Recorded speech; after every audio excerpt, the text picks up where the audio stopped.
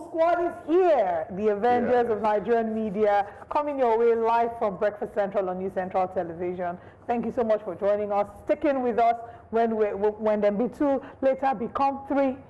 My name is Olive Emodi. And I'm Benga Borough. We are welcome to Breakfast Central with the complete Galacticos are here. All the top strikers, the top defenders, everybody is present. And you know what that means? It means only one thing. We're going to give you a complete show. Joe Hansen, by the way, we missed you. Thank you. Thank you so much. I mean, I missed you guys as well. Two of you, there's something going on. Because whenever I'm away, two of you, when I come back, you don't tell me you miss me. Olive gossip about you yesterday. She said, this set is only for July born. And by the way, happy new month to us July born. Yes. July 26th, yeah? October July born. 30th. How far with you now? No, he was born like, I don't really know if his month is inside the 12. You understand? Nigerians. You see, what we should be celebrating is that there are no fisticuffs here, no exchange of fights here and there. We are not PDP members now. Why will we fight? Okay. Oh, wow. Shots fired. Oof. Okay. Well, everywhere it's not me. It was the PDP people that fought at their caucus, or do I call it neck meeting? I don't know which one it was again, at the PDP secretariat. So it's not like I'm shooting shots. It's what happened. You're just reporting. That I'm reporting as a journalist of national and global repute. You're right. And you've done very well. Thank you so much. On that note, we want to bid a welcome to all our interested and very beautiful viewers. I did meet some. Something occurred or happened while I was away. I went somewhere. Let me shock you. I went to get screen protector. Somebody say power. You know, I don't know about that. Olive. From the local market. Go ahead. No, from Sakatinibu. Sakatinibu. Oh, okay. And I was getting, and this guy just stood next to me, looked at me, and then said, Alpha. So I thought it was, just disturbing me. I'm like, I didn't answer. So I was like, okay, you know what, fix. And he said, I've not been seeing you again. No. What happened? I didn't answer. I'm like, who's this? And he said, this man, I know you now. And he started mentioning everywhere I've worked, like word for word, both radio, both TV, both this. And he now asked me, where are you now? And I'm like, what immediately I froze. I'm like, how can this guy knows me from way back when I started up until the last place before I came to New Zealand. You know what that tells us? It tells us that you are a man of influence, a man of timber and caliber. A man of dynamism. You have laid your footprints in the sands of time, and posterity will forever judge you kindly. I want to say thank you. I appreciate you. When I grow up, I want to be like you. Thank you. Congratulations. I think I made a mistake saying that story. Can we move on now to wake up? Let's wake people up. Okay. Wake up. Let's start with fights. Yeah. No, we're not. Let's report what happened. No, the story of fights. It will come in between. So we should start with that at some point. Okay, let's leave that. You don't want to start with that? I mean, okay, let's start with napkin. Okay. So, as you recall, on this show, we reported when Speed Darlington had made a video, and in the Instagram Live, it was actually an Instagram Live. In Instagram Live, he was talking about how he can never do certain kind of jobs because, jobs like being a waiter or working in a hotel, those jobs are sort of implying that they're beneath him. That imagine how despicable it would be for you to be a hotel attendant, changing sheets, and that the last time that he remembered, I think it was in a hotel in Enugu, where he had been sort of intimate with a 15-year-old girl. And he didn't actually say he was intimate. He just said, where he was with a 15-year-old girl, and then her blood had stained the sheets. And imagine a grown man having to change that kind of sheets. And that, of course, caused public outrage, with people saying he's encouraging abuse of young girls. Because how do you, as a public figure, come out to admit that you've been with a 15-year-old girl? And that's, I believe this is the video. Let's take a look at it. So we're walking you down memory lane. With my lawyer. Now, because say we are in southern Nigeria, would you come at me like this if we were in Sokoto? No, you would never disrespect me like this. Mr. Advocate VDM, go north now. Go north where 70-year-old, they marry 11 years old. Mr. Activism. Go north. No. Chebi, you carry him for head. So this video was his reaction to the public outrage that his Instagram live had caused, because VDM, everybody was literally on his neck. People were asking that he be arrested, he be brought in for investigation. And we also criticized that statement live here on television. Interestingly, NAPTIP has declared him wanted. He's escaped the country. The National Agency for Prohibition of Trafficking in Persons, they have declared him a wanted man. And you can see the flyer here. It says the public is hereby notified that the individual whose photograph appears above is wanted by the National Agency for the Prohibition of Trafficking in Persons, NAPTIP, in connection with alleged offenses of rape, cyberbullying, and cyberstalking. And then that's the call center. They say if you find him, please call the number. Yeah, but I believe there's an NAPTIP desk at all exit points in Nigeria, especially the international airport. So I wonder. So the question is, first of all, how did he leave the airport? But where is he now? He's in America. He's gone back. He said he's a U.S. citizen. He said he's not coming back. He said he's gone back. In fact, he said that they should pay him appearance fee. That if NAPTIP wants to see him, it's 2.5 million for appearance fee. Is it dollars or naira? Maybe naira. Then they'll buy him return tickets for him and his PA to come to Nigeria and answer to NAPTIP. So, first of all, how did he leave the country? But he's also arguing that they have no evidence, that all he did was just to trend. He said it was. He said, all I said was just to trend. Chasing. You know, and that they now want to arrest him. That was their evidence. Do they have proof that he actually did it? I mean, he's just making things complicated for himself.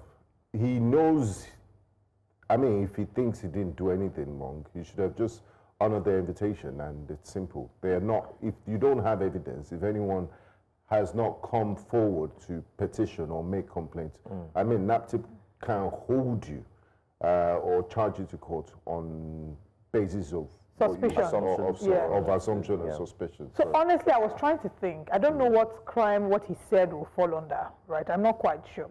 However, I hope that this serves as a lesson to people who look up to certain public figures that just talk. Speed Darlington is known to have a very loose mouth. He says a lot of things. He's very unhinged. For those who look up to him as role models, I'm hoping that this is I don't think there's anyone that looks up. I mean, he has a fan, so he's the president of the Akwi clan, or whatever they call themselves. He has his fans. But I'm hoping that people recognize, especially public figures, that there's a lot of responsibility that is put on you. Nobody is forcing you to be a role model, but by officially becoming a public figure, there are certain things that are expected of you. It's one thing for you to, I mean, nobody is going to interfere with who he decides to be intimate with. It's his life. He's an adult. All they're saying is, do not let it be an underage woman. If you have an underage girl, because I can't call that one a woman, according to the law, if you sleep with a girl who's younger than 18, even if she tells you it's okay, I want it, you have raped her, according to our law. Because a girl under the age of 18 cannot give consent. So you can't come out to admit that you slept with a 15-year-old girl and expect that that would slide. Now, the other angle is, I'm glad that NAPTIP has stepped up, but it will be very interesting. While I'm not a fan of Speed Darlington in any way, it's very interesting to see that NAPTIP has stepped up now. And again, he raised a very valid point. There are lots of young girls who are being married, you know, child marriages. You wonder what happens, and if NAPTIP, if their scope or their jurisdiction does not apply to the north. Very good. I think you've anyway. Let's watch Speed Darlington's response first to NAPTIP, and then we'll come back and highlight some of the key points, especially the one Olive just mentioned. Take a look. This video is for NAPTIP. Now I pay attention. All this wanted you post away when I post everywhere. You need to take that shit down. I'm not coming. You hear me? I'm not coming. I have not committed any crime. All I did was speak. Irresponsible talk is not a crime. I'm not coming. Okay? Where is your evidence? Who is the complainant? Eh? When I want to use me, collect social media clout. Hey, look at us. We are doing our job. We summoned a celebrity and he came. I was born here too. I know the psychological mind game when I want to use my name play. 2.5 million is what I charge for appearance. When I go pay me 2.5 million plus round trip tickets for me and my PA to come, because I call that appearance. You feel me? Because I know you guys have no evidence. There is no crime. All I did was try to trend.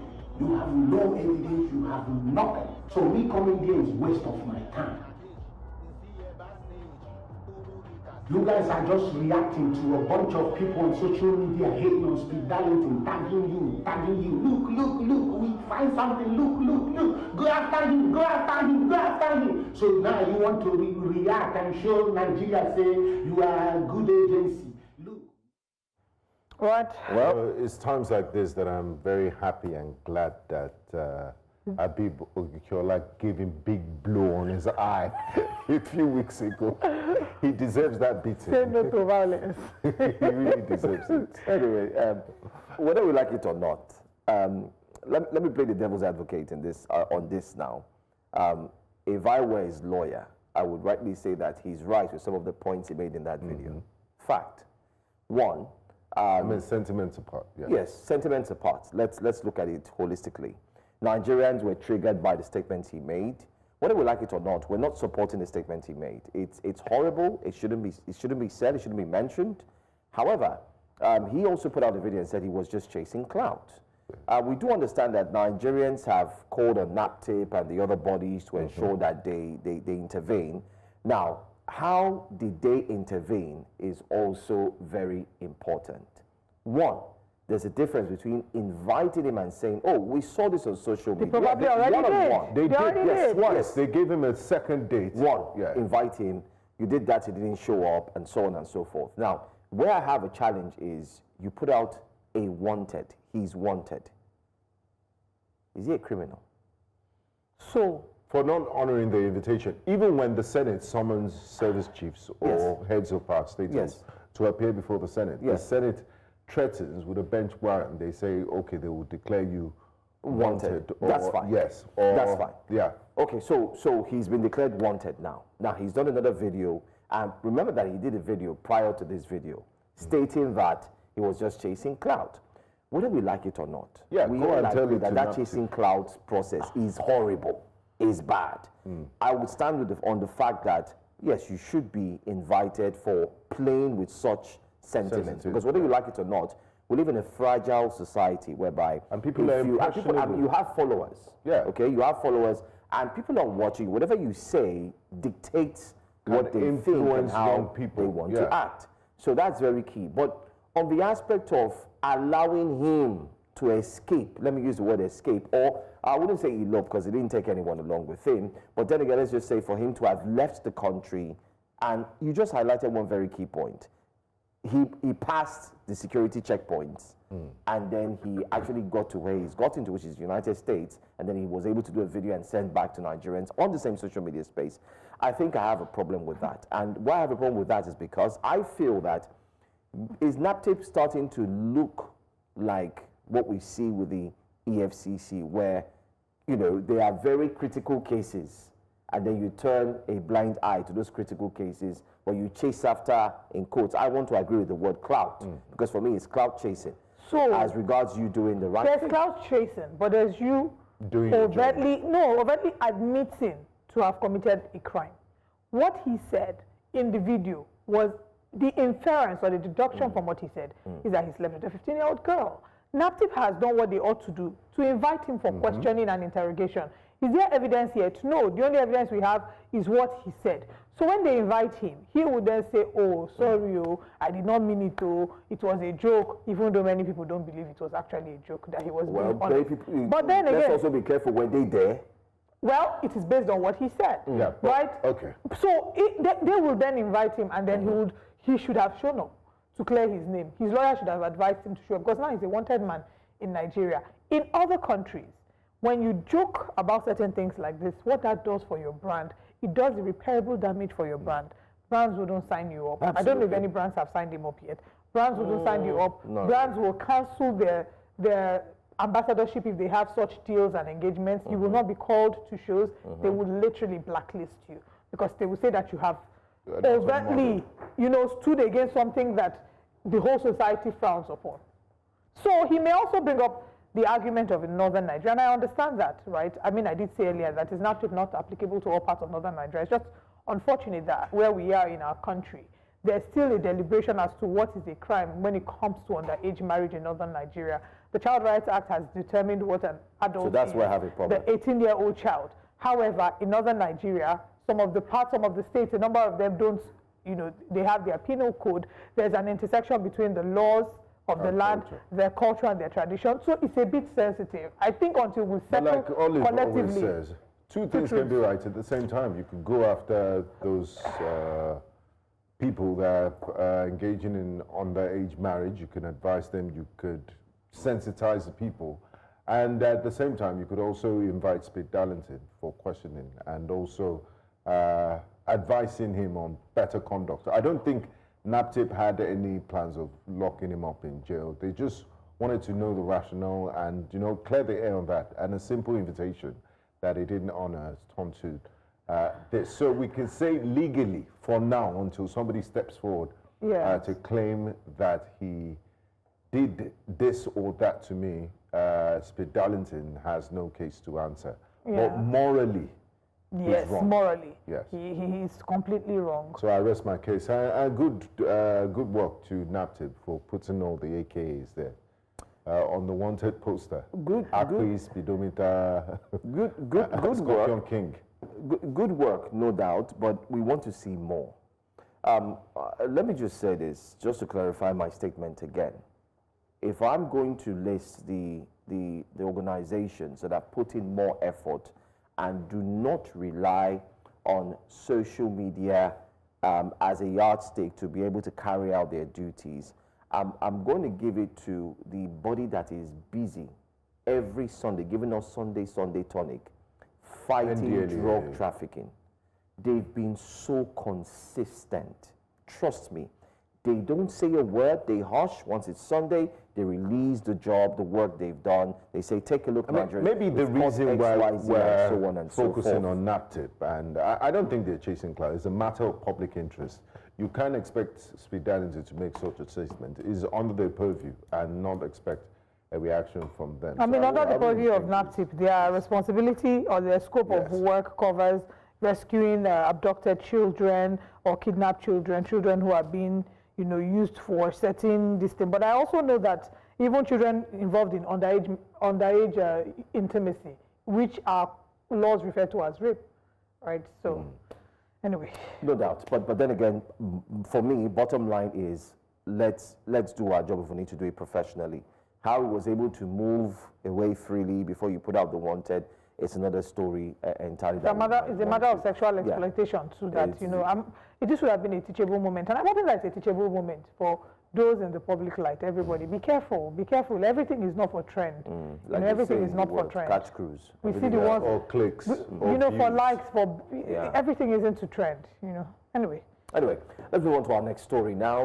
Let's talk about what took place yesterday. But before then, let's also highlight when we see, like we always say, when you see a good story, you also speak about good story. We see good job being done, you also highlight what is being done. Well, President Bola Ahmed Tinubu has decided to decentralize PPP projects under 20 billion. Now, what does this mean?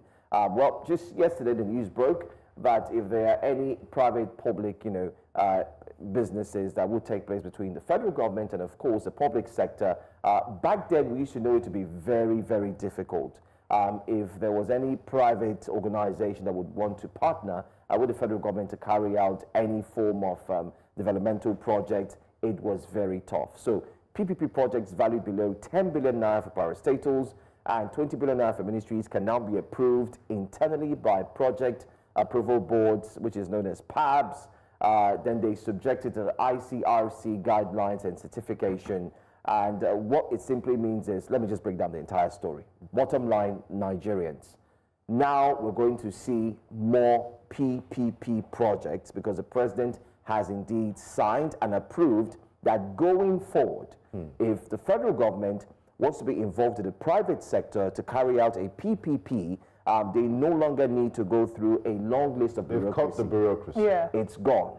And what it means is if the project is between 10 billion naira and 20 billion naira, it just has to get a certificate of approval from the ICRC. And of course, the PABs, which happens to be the board, they also have to equally approve it, and then it is indeed executed. But if it is more than 20 billion, It has to get approval when when the governors and then they all meet in the NEC or their meetings, and then of course they look into it, and then approval can also be given. But the beautiful story about this is, I think the president has done something very nice, whereby the bureaucracy has been cut short. Well, great initiative by Mr. President, cutting the red tape and efficiency in government. This is what we call smart governance. Things don't have to go the whole 100 yards before you see the results, and hopefully this will encourage a lot of states, and it will fast track development. Absolutely. All I mean, the country. It's very important. We can't talk about the role of development, transformation in the nation without talking about the tools of infrastructure. I think it was 2 weeks ago that the Infrastructure Concession Regulatory Commission, ICRC, they held the Nigeria Public-Private Partnership Summit. And what they did was they brought governors from different parts. I mean, the who is who in Nigeria showed up for that event. They brought governors, they brought ministers, and all the conversation was centered on collaboration, public-private partnership. And you could see the drive, the hunger and the desire, the enthusiasm. In fact, at some point, one of the panel sessions I found very interesting, there was a competition between two governors. The governor of, I can't remember now, but I know Governor Lucky Aiyedatiwa and I can't remember who the other governor was. They were arguing about who has the deepest seaport. And you could see everybody was laughing. But that's the kind of competition we want to see, healthy competition. And I must really give kudos to the DG of ICRC, Dr. Jobson Awale, he's just been there for 11 months.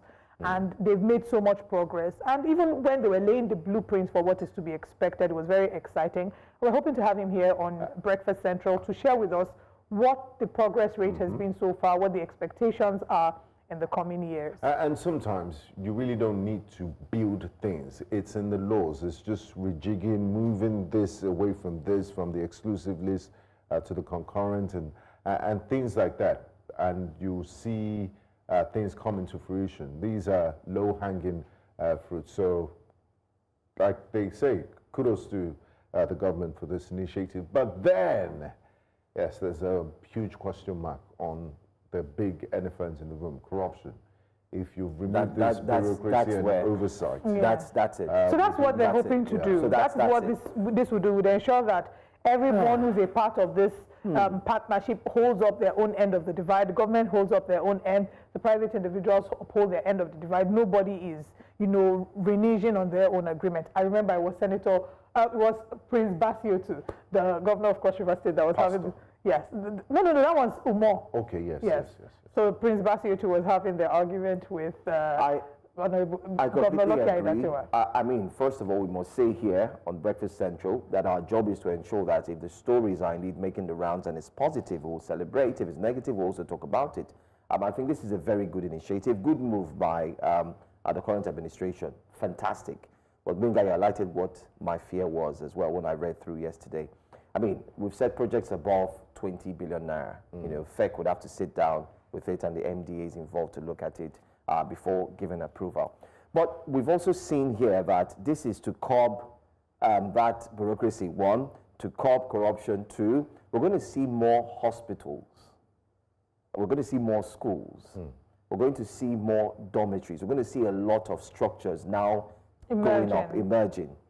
I had said something here during our paper review, I think some months ago. I had said that I can only imagine if the richest men in Nigeria got involved in building hospitals. And I think one of our guests, Wadi, was telling me, nah, that's not possible. This is it. So when I saw this, I laughed. I said, partnership. This is what I was talking about. Because the truth is, you can expect so much from the government, but the government can't do everything. I mean, I'm going to pick one person, Dangote. He's been involved fully with, we've seen what he's done with, PMS, gas, and so on, launching the trucks. Now, if you go to somebody like an Elumelu, who now decides to say, okay, fine, there's a PPP. I mean, we've seen Dangote PPPs with roads, like the airport road, the Lekki, the Lekki Airport. Exactly. Now, I'm spreading it around all the richest men, the wealthy men.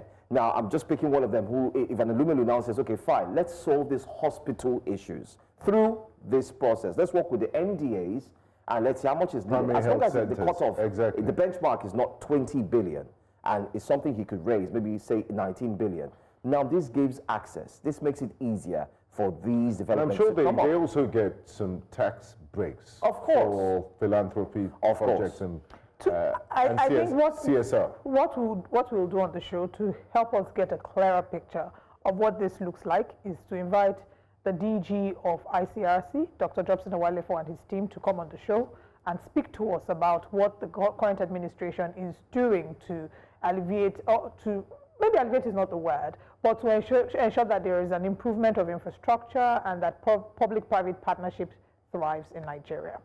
But let's now move to our final story, politics in Nigeria. Do you want to take that, Gbenga? Yes. Why are you making me? I'm a gentleman. I'm a lover, not a fighter. Why are you making me take this violence? Gentle lady, fighter. That's why I moved the story to you. Yes, yesterday all eyes were on Wadata Plaza as observers held their breath to see if this NEC or this expanded caucus meeting was going to hold. But lo and behold, police besieged the PDP secretariat as the Board of Trustees had to relocate their NEC meeting. But let's give you visuals. And then they say a picture paints 1,000 words, but videos paint 1 billion words. Let's watch and then we'll come back for analysis.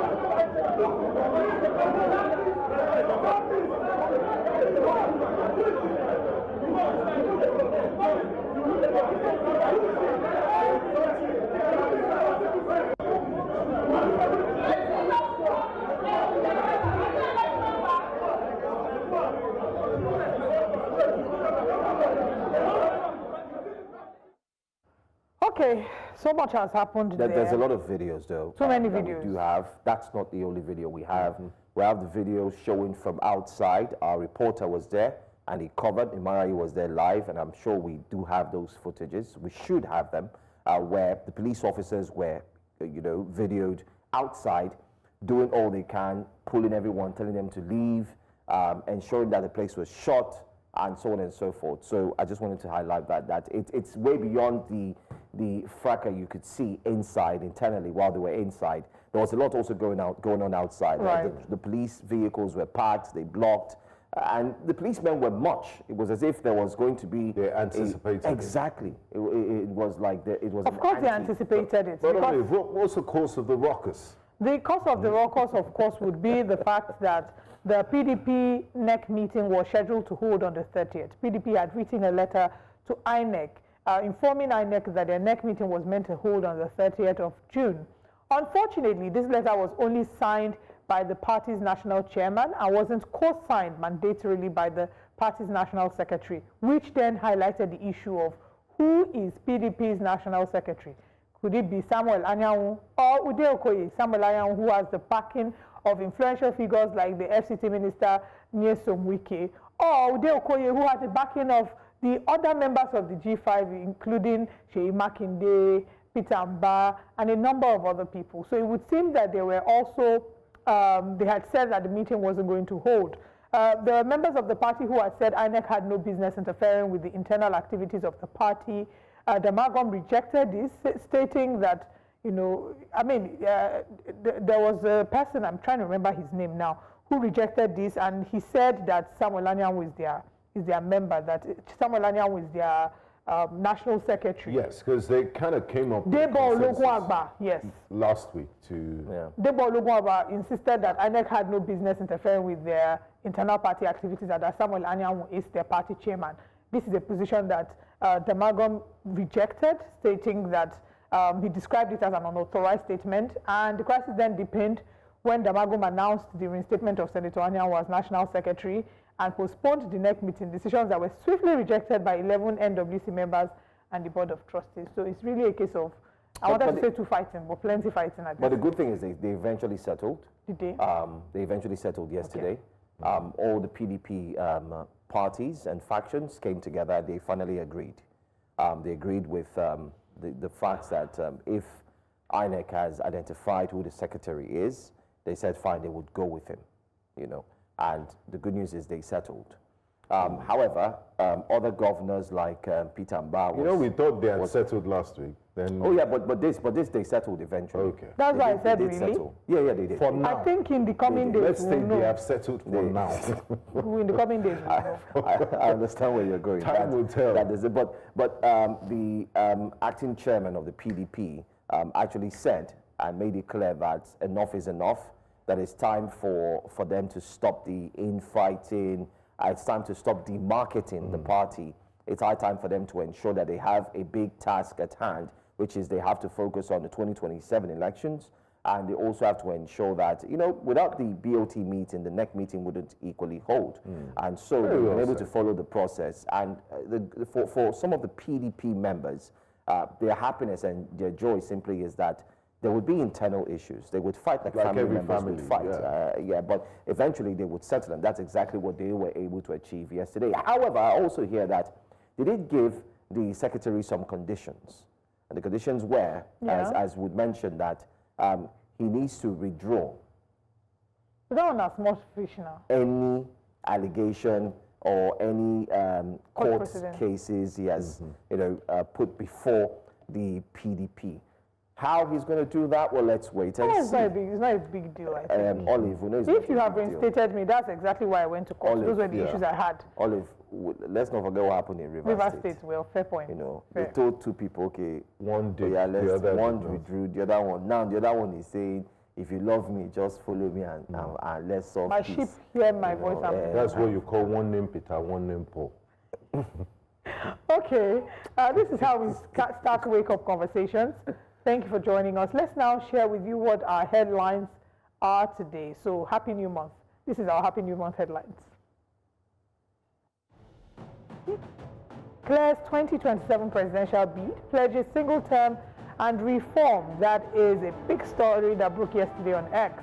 Police disrupt PDP headquarters, bars Board of Trustees members from holding NEC meeting on the 30th of June. Suspended Rivers Governor obeys Peace Pact and calls for peace. Reps Committee queries 54 billion naira proposed CCTV gun boat expenditure in Rivers 2025 budget. And the newspaper front pages as usual. Join us for all these and more.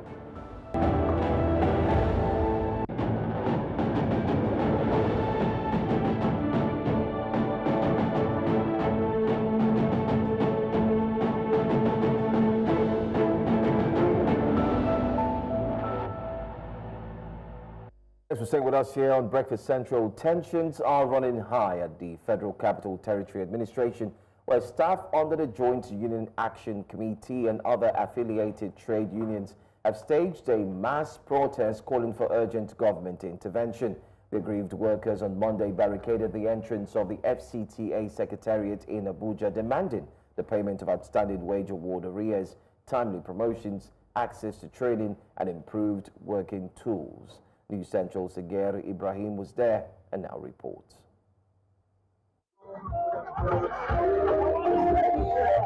It was a full-blown protest at the entrance of the Federal Capital Territory Administration, where the minister's office is located. Chanting solidarity songs, the workers accused the current FCTA leadership of neglecting their welfare and ignoring legitimate demands. Many say their conditions have worsened under the present administration. For the past 10 years, no training. And if we have come to compound it, we don't have work materials. If you go to the offices, no typewriter, no computers, nothing. When it comes, we say go better, we say things go better, but we never knew in the past is the case. We want our overhead to be paid so that offices can function well. We want our staff to be promoted. We don't want to hear the word overseer on an acting director. You keep somebody and say you are overseer. he's not being promoted and he's kept there for like 2 years and the person retires like that.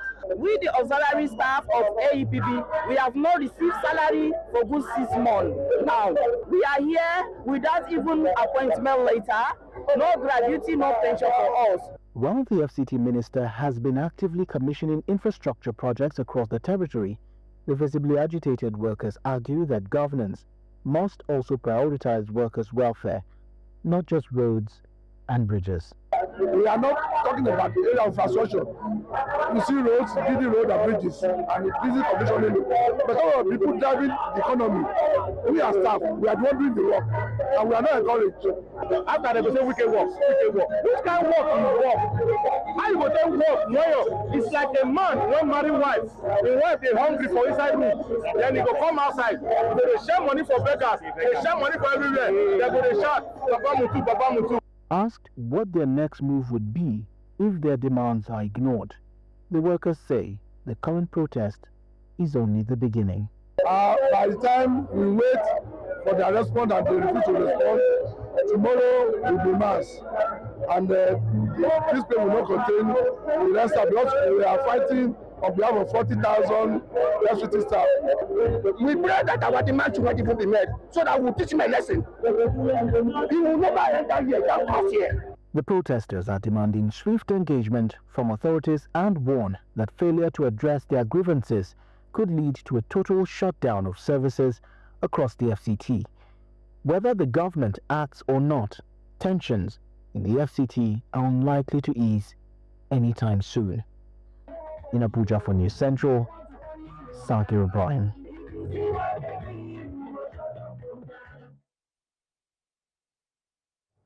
Heightened cooperation between China and Africa was a centerpiece of discussion during the recent International Conference for West Africa, also known as the Second Post-FOCAC Forum. The event, the second in its edition, which was organized by the Center for Contemporary China-Africa Research, saw experts appraise China's current policy on Africa and its support in the sectors of agriculture, renewable and green energy, provision of infrastructure, amongst others. The Chinese ambassador to Nigeria, Yu Dunhai, says that China is open to heightened collaboration and support for Nigeria's developmental aspirations, especially considering the key role Nigeria plays in Africa. China stands ready to work with the African side to advance the 10 partnership actions through priority cooperations in green industries, e-commerce and payment systems, science and technology, and AI institutional collaboration in security, finance, and the rule of law. These measures address Africans' most urgent development needs. Standing shoulder to shoulder, China and Africa will ignite greater hope for Global South rejuvenation and forge stronger safeguard for international equity and justice.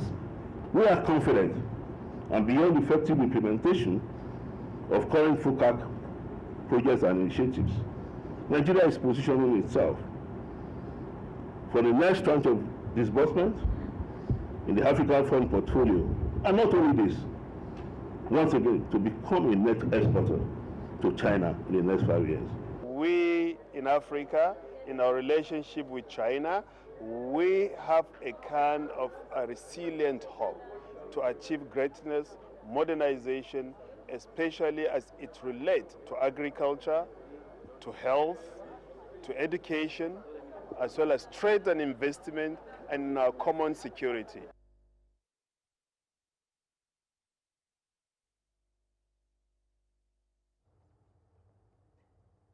The 2023 presidential candidate of the Labour Party, Peter Obi, has declared his intention to contest again in 2027, but this time with a bold promise. He'll serve only one term if elected. Obi made the announcement during a live X Spaces session on Sunday night, speaking directly to supporters in Nigeria and the diaspora. His message: Nigeria needs urgent reform and he's willing to do it in just 4 years. Now, Mr. Obi didn't stop there. He outlined a reform-driven agenda focused on security, education and poverty reduction In his first 100 days, he also pledged to stabilize the country within 2 years and cut the cost of governance. He also noted that he was open to a coalition, but only if it's issue-based. He ruled out any alliance that isn't focused on solving Nigeria's most pressing problems, from security in Benue and Zamfara to economic stagnation. Joining us live this morning for this discussion is the Secretary General of the Obedient Movement, Dr. Moses Paul. Dr. Paul, warm welcome to you and thanks for joining us on Breakfast Central. Thank you, and it's always good to be here. Now, what do you make of Mr. Peter Obi's declaration, and especially the way in which he did it on social media, on X? What are your thoughts?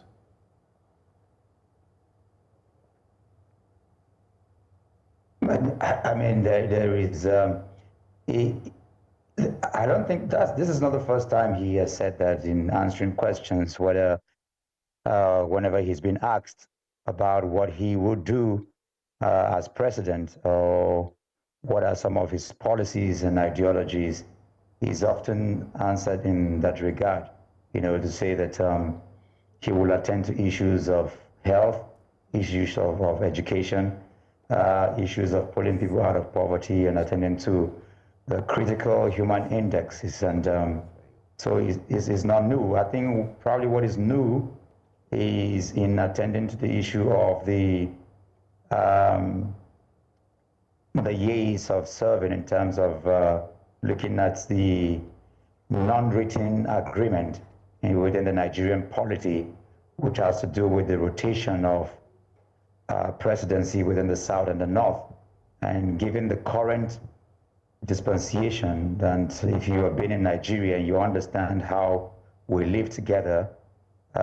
He said he's just going to serve just a 4-year term, because you know that by 2031, within the unwritten agreement that exists within Nigeria, presidency will be going to the North in 2031. So aside from that, I think this is something that he's always answered home and abroad as regarding how he will attend to issues within the Nigerian space.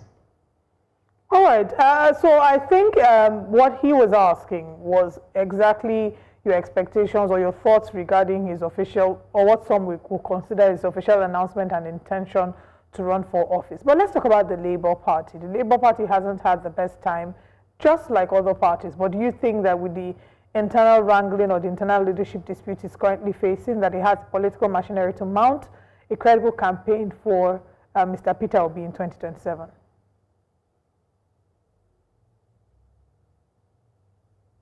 Oh, absolutely. And I'll say it here, we've consistently maintained what you're seeing with the Labour Party today is an engineering by the current leadership. And they've been emboldened to the point where a lot of top officials have openly come out to say that Mr. Peter, we go and fix your Labour Party, and we know what's going on.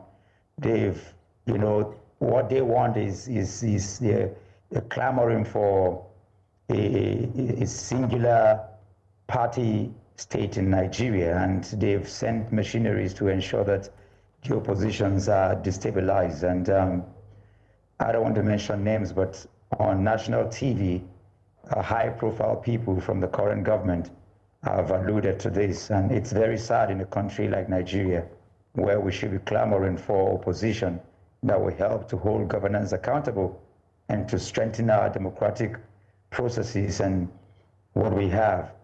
But I will tell you boldly that the Labour Party today in Nigeria is the most formidable in terms of its structure, in terms of what it has to be able to combat. And I know that in due course, all the internal wranglings and the broken down integrity between the people are going to be resolved. And that's on one part. But Mr. Peter Obi also made it very bold and clear regarding the coalition that is ongoing. He is a party to the coalition, and whatever happens because politics has to do with timing. At the right time, things are going to be fixed, and definitely the oppositions are coming together and they will participate very strongly in the 2027 general elections. Again, I still want to push back on that question, because you're saying that the Labour Party has the right structure. What does that structure look like? You're saying in due time these internal conflicts will be resolved. What is the duration? When are you looking for this to happen? The timeline. The PDP has been on this same matter saying the same thing, and what we've been seeing, a number of their key figures have moved to the APC. So what you're saying, is there a practical laid down structure to completely recover the Labour Party, or is it just hope or wishful thinking you're sharing? No, it's not just hope or wishful thinking, even though it's still part of it. But this is not the platform for me to begin to share strategies and in-depth, workings within the party. What is important is to understand that I know that there are workings going on, but I would not reveal anything going on here. But whether it is the Labour Party or the coalition, one thing is certain: the opposition will come together and will be formidable before the 2027 general election. That is a given. All right. Permit me to ask these two questions back to back. Very short one, responding to what you just said. You said you're not here to unveil what's really going on in the back of the scene, but the newspapers, the front pages had highlighted that over 200 political parties had registered their interest in vying for the presidential seat. And it also highlighted that the Obedient Movement Party, is that the same party with what Mr. Peter Obi is looking to run under? We're in a democratic society, and even you can go and register a party called the Obedient Movement Party. That does not mean that it has anything to do with the Obedient Movement. The Obedient Movement is not a political party and is never going to be. Let me not say never. It's not a political party as we speak. Even if it's going to be a political party, the movement will always be there.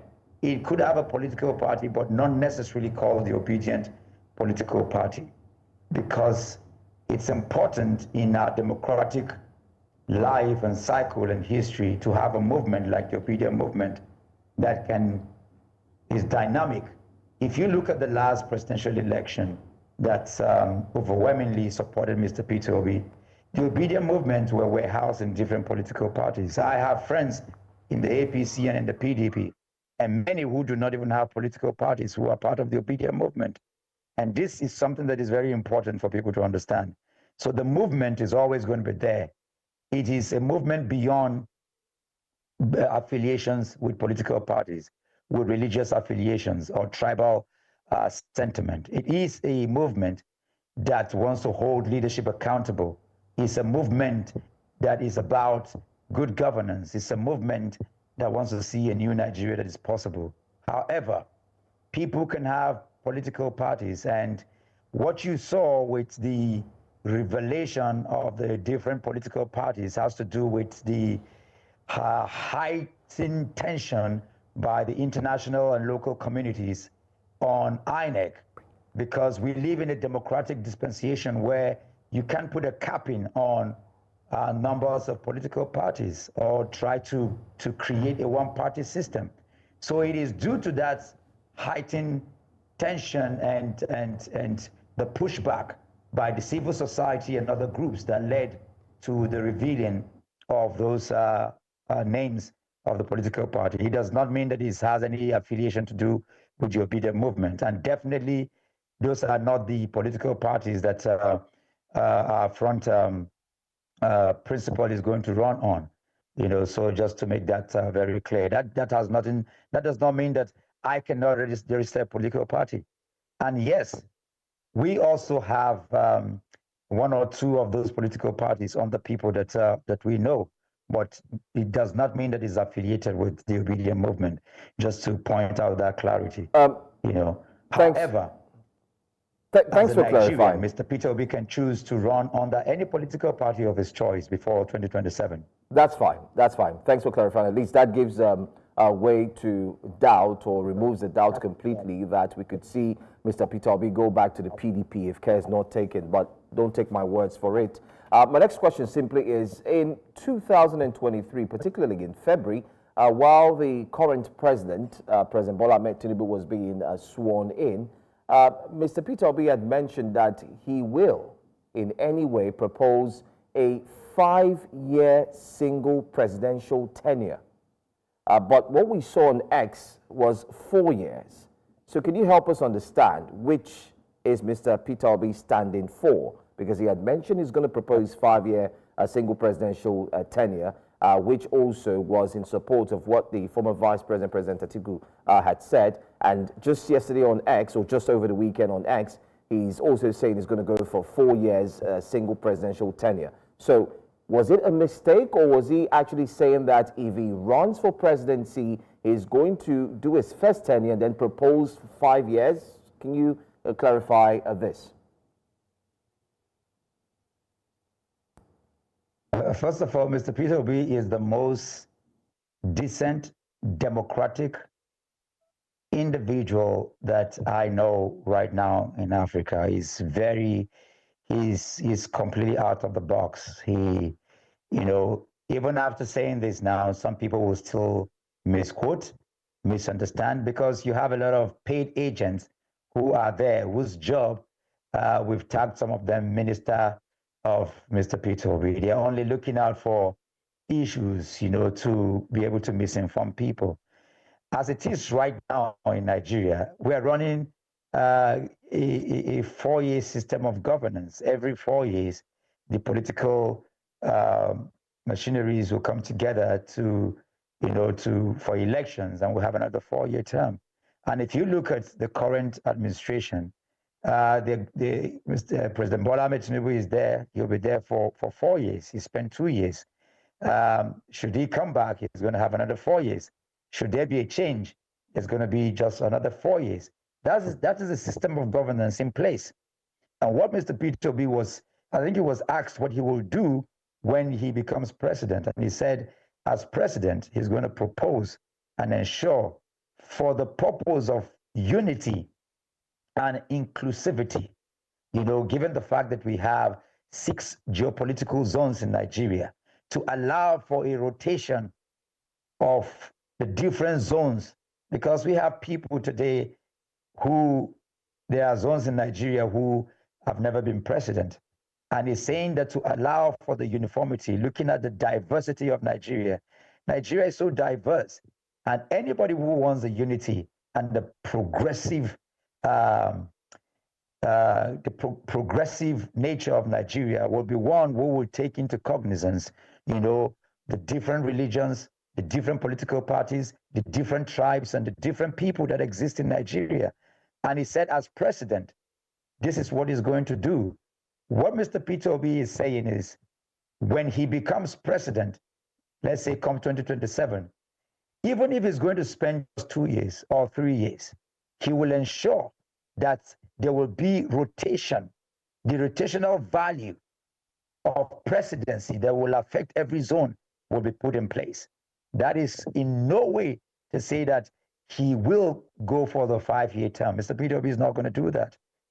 He's going to spend just the amount of time that is required for him, and he will ensure that Nigeria progress, to a progressive in terms of its political cycles, to a democratic, to an economical, viable country, from consumption to production within the 1, 2, 3, or 4 years max that he's going to spend. This is what Mr. Peter Obi is saying. He's going to leave Nigeria in a place where it will become formidable, united, progressive, and taking into cognizance every person living in Nigeria, every zone and every people. This is his proposal, and this is what he's going to do as president. Thank you for clarifying on that. Now, looking at, now that Mr. Peter Obi has declared his intentions to run in 2027, the next question is how, and he will get there, and what are his strategies. But looking at Nigeria's recent political history. The only time an incumbent lost was due to the combined, there had to be a sort of correlation. And looking at the heavyweights that have also, in one way or the other, declared their intentions to run, they're very strong personalities. And I don't think any of them, and including Mr. Peter Obi, would be willing to drop his ambition and play second fiddle to anyone. It's also said in that X space that he's only going to go for a coalition that is issue-based and will solve Nigeria's problem. So looking at the political calculus presently, can he go alone, looking at his track record and how diverse and big of a country Nigeria is? He does have supporters in different parts of the country, but do you think he can marshal the number of votes that would require him to emerge as president in 2027 without going into a coalition? I've had the opportunity to have traveled with Mr. Peter Obi around the country. You know, whether you from Sokoto to Ibadan, from, you know, Katana to, you know, Lagos. Mr. Peter Obi is very much loved by the Nigerian people across board, regardless. And I do understand your questions as regarding, because you are alluding to the fact that in terms of the defense of our vote, we all know Mr. Peter Obi is the only presidential candidate in the last general election that won both Lagos and Abuja. And while we don't want to go back, even the votes that were allocated to him, we have data that has shown that he was completely shortchanged. You know, as we speak right now, Mr. Peter Obi is the biggest political figure, not just in Nigeria, but in Africa. You know, so yes, he can very much go alone. But in the spirit of voter defense and to ensure that we have a clear win is why he is very much disposed to the coalition to ensure that every vote, you know, counts and every vote is defended from every quarter and every place without any equivocation. And so, yes, he's very much open to that. And he's the biggest, you know, like I said, you can't overemphasize that, you know, looking at where we are today in Nigeria. Whether he goes alone or he goes with a coalition that is very much disposed to, Mr. Peter Obi is going to be there. And just to clarify again what happened during the X space, he was answering a question regarding what he would do. Sometimes he's been taken out of context, you know, even concerning the X space. When Mr. Peter Obi is asked, what are you going to do as president? He will speak regarding that. When he's asked, if you are as president, are you going to be there for 4 years? He will respond to that. You know, he's open to the coalition. The coalition has not taken a position yet. But I understand that whenever he speaks, there are those who are very quick to take him out of context. You know, he's very much engaged, and he has said it very openly that whatever is the outcome of the coalition, that he is going to go in with that. Mr. Peter Obi is not afraid to put forth his thought or to go in with the coalition because he knows who he is and is very comfortable with that, you know. And so, like I reiterate again, whether he goes alone or he goes with the coalition, Mr. Peter Obi is the biggest thing, is the biggest political figure today in Nigeria, and this is without any question. And therefore, head or tail, Mr. Peter Obi is there. And that's exactly what it is. Or do you believe that 4 years is enough to make or implement the changes that he's preferred? The challenges that Nigeria as a country has had to deal with has been accumulated over the years. Administration in, administration out. The one thing we always heard was we inherited these problems from the past administration. Do you believe that these problems can be dealt with in 4 years?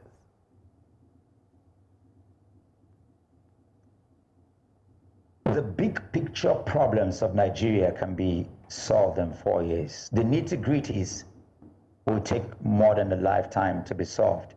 But what Nigeria needs right now are the bold policy decisions. We just need someone who can help cut the cost of governance and put Nigeria in the direction of movement. That's what we need. We are not going to solve Nigeria's issues. Nigeria's issues go back. I mean, we're here. It took over 60 years for us to be here. So the issues are not going to go away. The issues of tribal, religious, cultural, the issues of how we behave, the civil service system. You know, you're looking at the rule of law. You're talking about very many issues that are going to take many years to do. But I can tell you that should Nigeria have a president like Mr. Peter Obi, there will be big and bold changes within the first few days and the first few months. Nigeria needs a patriotic leader that will serve as an example to generations unborn. Nigeria needs a leader that would live what he says, that would live the toughness of what he has declared or spoken. That's what Nigeria needs. Nigeria does not need a leader who is telling Nigerians to tighten their seatbelt, but is buying yachts and spending billions of nairas and dollars, you know, to renovate houses. Nigeria does not need leaders who are building bridges and roads when salaries are not being paid, where students and pupils are out of schools for over 6 months. That's not what Nigeria needs. Nigeria needs a critical leader that understands the human capital development, that will attend to issues of education, of health, that will tilt Nigeria completely from the direction that Nigeria is right now. If you look back, even during the military regime, Murtala Mohammed did not spend 6 months, but bold decisions were made, including moving the FCT to where it is today. You need a president like Mr. Peter Obi who would help shape the big decision policy boulders. With that, Nigeria will take a different direction. Who is going to come next? And the people who will come next will fix the nitty-gritties. That's what we need right now. What we have seen over and over again are a people who do not even understand the narrative of conversation, much less attend to the issues. What we need now is a president who will cut the cost of governance, attend to the issues of the civil service, ensure we have the rule of law. And Nigerians are the easiest people on planet Earth, you know, to serve and to govern. What is missing is a bold and clear thought leadership. Okay, thank you so much. Thank you so much, Dr. Moses Paul, Secretary General, Obedient Movement. Thanks for joining us and shedding more light, especially on the different angles from that X conversation. Thanks for your time, by the way, and do have a very nice day ahead. All right. Well, away from that conversation, let's quickly bring you a recap of some of the biggest stories we've had this hour here on Breakfast Central. So far, so good. This hour, Peter Obi declares 2027 presidential bid. We just had the Secretary General, Obedient Movement, speak with us on that. China to deepen cooperation with Nigeria. Good story, and we look forward to see what the document will say. FCT workers protests, they say today, day 2. It's going to be a lot bigger. But let's bring to you what's coming up next here on Breakfast Central. Coming up next this morning on Breakfast Central, police disrupts PDP NEC meeting. Rivers State Political Peace Pact will be examining that. And committee seeks a Rivers budget justification. We'll bring you updates on that. Stay with us. Breakfast Central will continue shortly.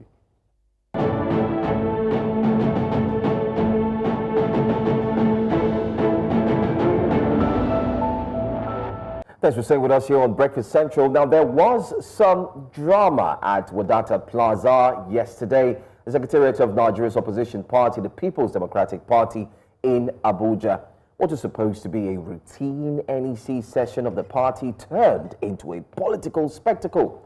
Governors of the party were reportedly fuming after security operatives denied members of the party's Board of Trustees, BOT, access to the NEC Hall of the party secretariat, the venue of the NEC meeting.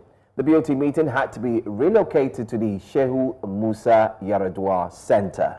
Despite the tension, the National Executive Committee of the party went ahead and affirmed Senator Samuel Anyanwu as the party's national secretary, putting to rest weeks of speculation and internal wrangling.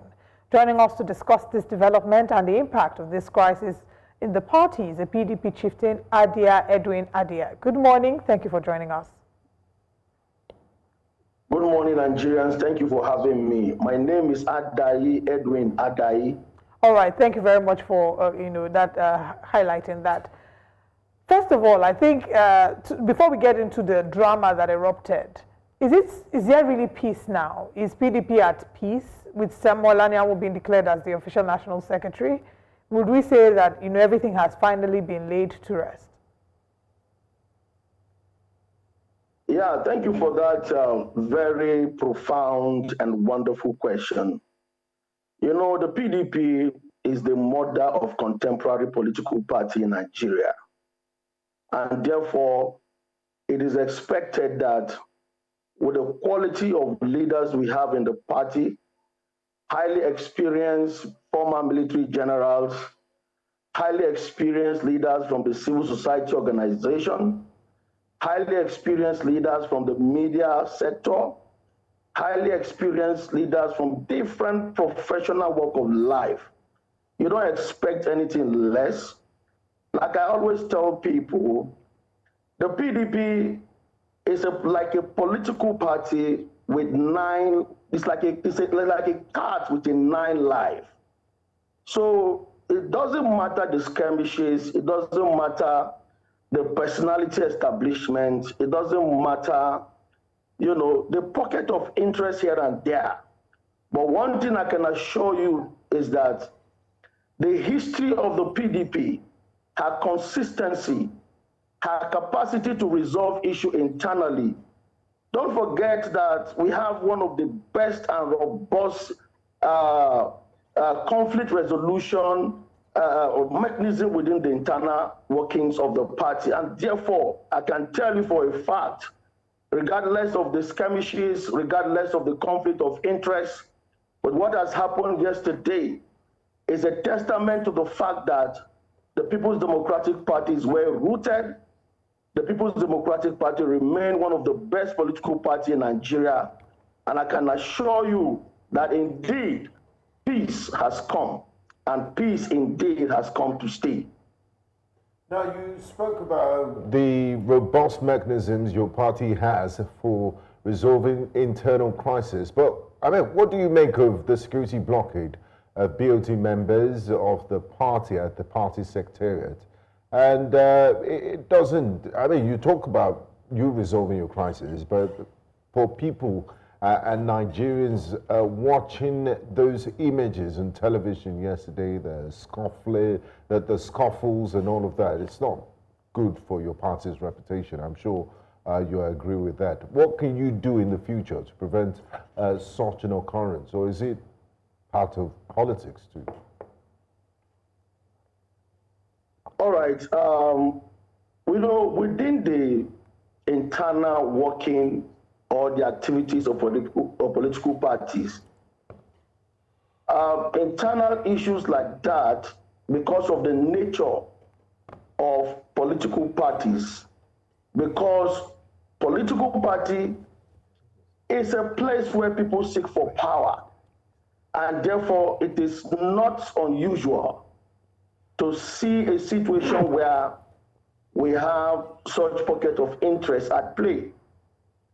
But yes, I can agree with you that the display yesterday, especially what the media were carrying in respect to some of the disagreements that happened within the environment of the PDP National Secretariat, is not something that is really acceptable, or something that really pride us in the good light within the Nigerian context. But again, we are all humans, and therefore we can agree to disagree. And as I speak to you, a whole lot is ongoing right now. The leadership of the party are working seriously, and will ensure that we put the right policies on ground, we will reform our party, and see to it that some of the things that is going on right now it will never happen within the People's Democratic Party going forward. That I can assure you. All right. Do you by chance have any inkling on who may have led the security operatives to block members of the party, including the Board of Trustees, from holding the neck? Do you by chance have any idea who it could be or would be? Yes, I can tell you yes.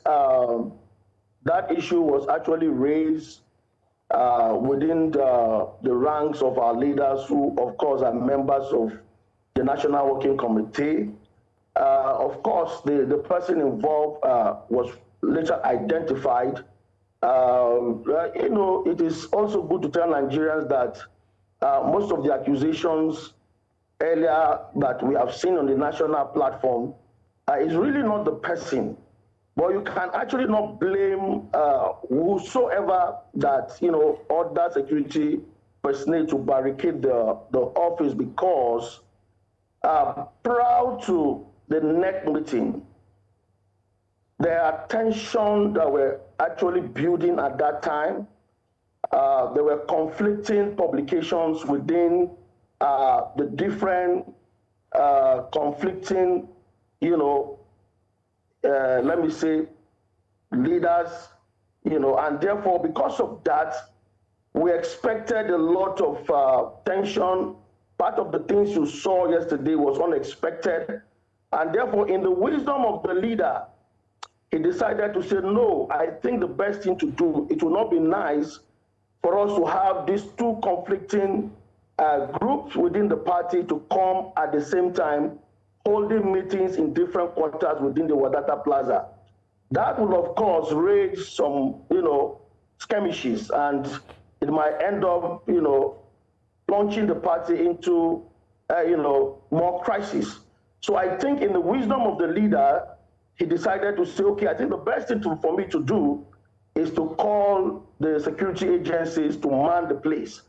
And of course, don't forget that before the next meeting properly, there were those who hold the opinion that we should hold an expanded caucus meeting. Those people were actually different from those who called for the 100th meeting of the National Executive Committee of the party. So because of that, he decided to, you know, bring the police to man the place. But of course, at the end of the day, the leadership of the party were able to identify who the person was, and he has apologized to the party and apologized to members of the Board of Trustees, and he was able to explain the rationale behind the decisions and why he took some of he's ordered the police people to barricade the place. But I can tell you that that issue has been resolved. He has apologized and he has been forgiven. So as I speak to you now, such issue has happened and it has passed. So we are up for a new political party and a stronger People's Democratic Party going forward. Sorry, sir, just to clarify, you've been saying he. We're not quite sure who the he you're referring to is. Yeah, I deliberately don't want to mention the name because for obvious reasons, he is a very respected leader of the party, and I want to keep it that way for now. All right, so that means now that you're before the press or the public using this medium, would you rather that speculations continue and people keep pointing accusations or fingers at the wrong person? Don't you think it would also help if a press release is put out there, starting from you, being on this platform, sir, to clarify that certain person thought, and that's why he did this, like you've explained, however, this person has done this and that, or you think it's just fine for us to keep on speculating? I don't know what you think. All right, I think it is good for the public to know, but I can assure you that, of course, it is not the FCT minister as the public were meant to understand. From what we know, and from everything that had happened and transpired within the leadership of the party yesterday, it is not the FCT minister. I think it is one of the most highly respected member of the NWC. Probably, I can tell you that the acting national chairman, of course. Okay, all right. Just to piggyback on what you've said, was the FCT minister there yesterday? Yeah, for obvious reasons. You know, the FCT minister is a very busy man. We all know the capacity of his office and the responsibility of the magnitude of work within the FCT administration, and therefore it is not expected that, or maybe a cause for alarm, that his absence was not palpable in the meeting yesterday.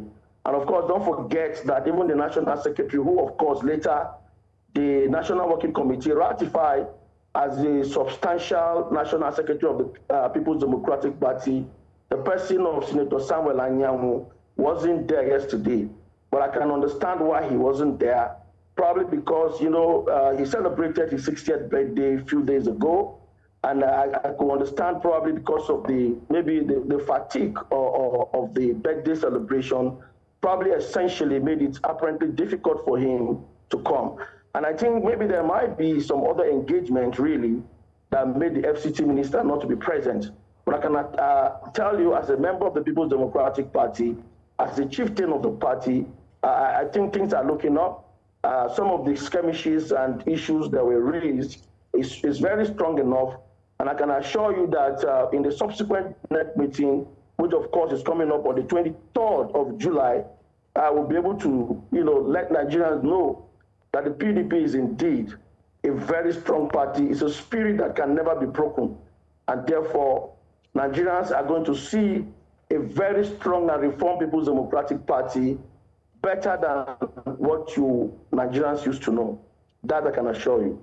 So you can assure us that as we inch towards the next NEC meeting, like you said, scheduled for the 23rd of July, the PDP is heading towards reconciliation. Do you think the worst is behind us, and as we move forward, you'll be more focused on challenging the ruling APC as a formidable opposition as we move towards 2027?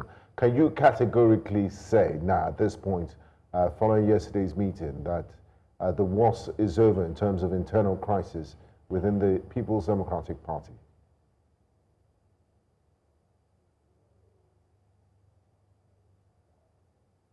Well, thank you. You know, I'm a very optimistic person. I'm a very positive-minded person. I am an expectant of good news. And I also know that within the ranks of the People's Democratic Party, we have a very robust internal working conflict resolution mechanism, like I've said. Our policies are very clear. The philosophy of the People's Democratic Party is very clear. The ideology of the People's Democratic Party is very clear. The structure of the People's Democratic Party is very clear. All of those things are indices, and these are factors that will necessitate a more stronger party. Don't forget that the People's Democratic Party, with the experience of leaders, the quality of leaders we have within the ranks of the party, check out the quality of people in the board of trustees, check out the quality of people who are members of the zonal committee, check out the quality of people who are state chairmen from the 36 states with FCT inclusive, check out the quality of people who essentially are members of the National Working Committee. These are very fantastic, highly experienced leaders of the party and leaders of Nigeria. Some of them are former governors, some of them are former ministers, some of them have worked in high places as far as this country is concerned. You can't have such quality of leaders who can actually bring wisdom to the table when we require it. We can actually bring administrative skill when we require it.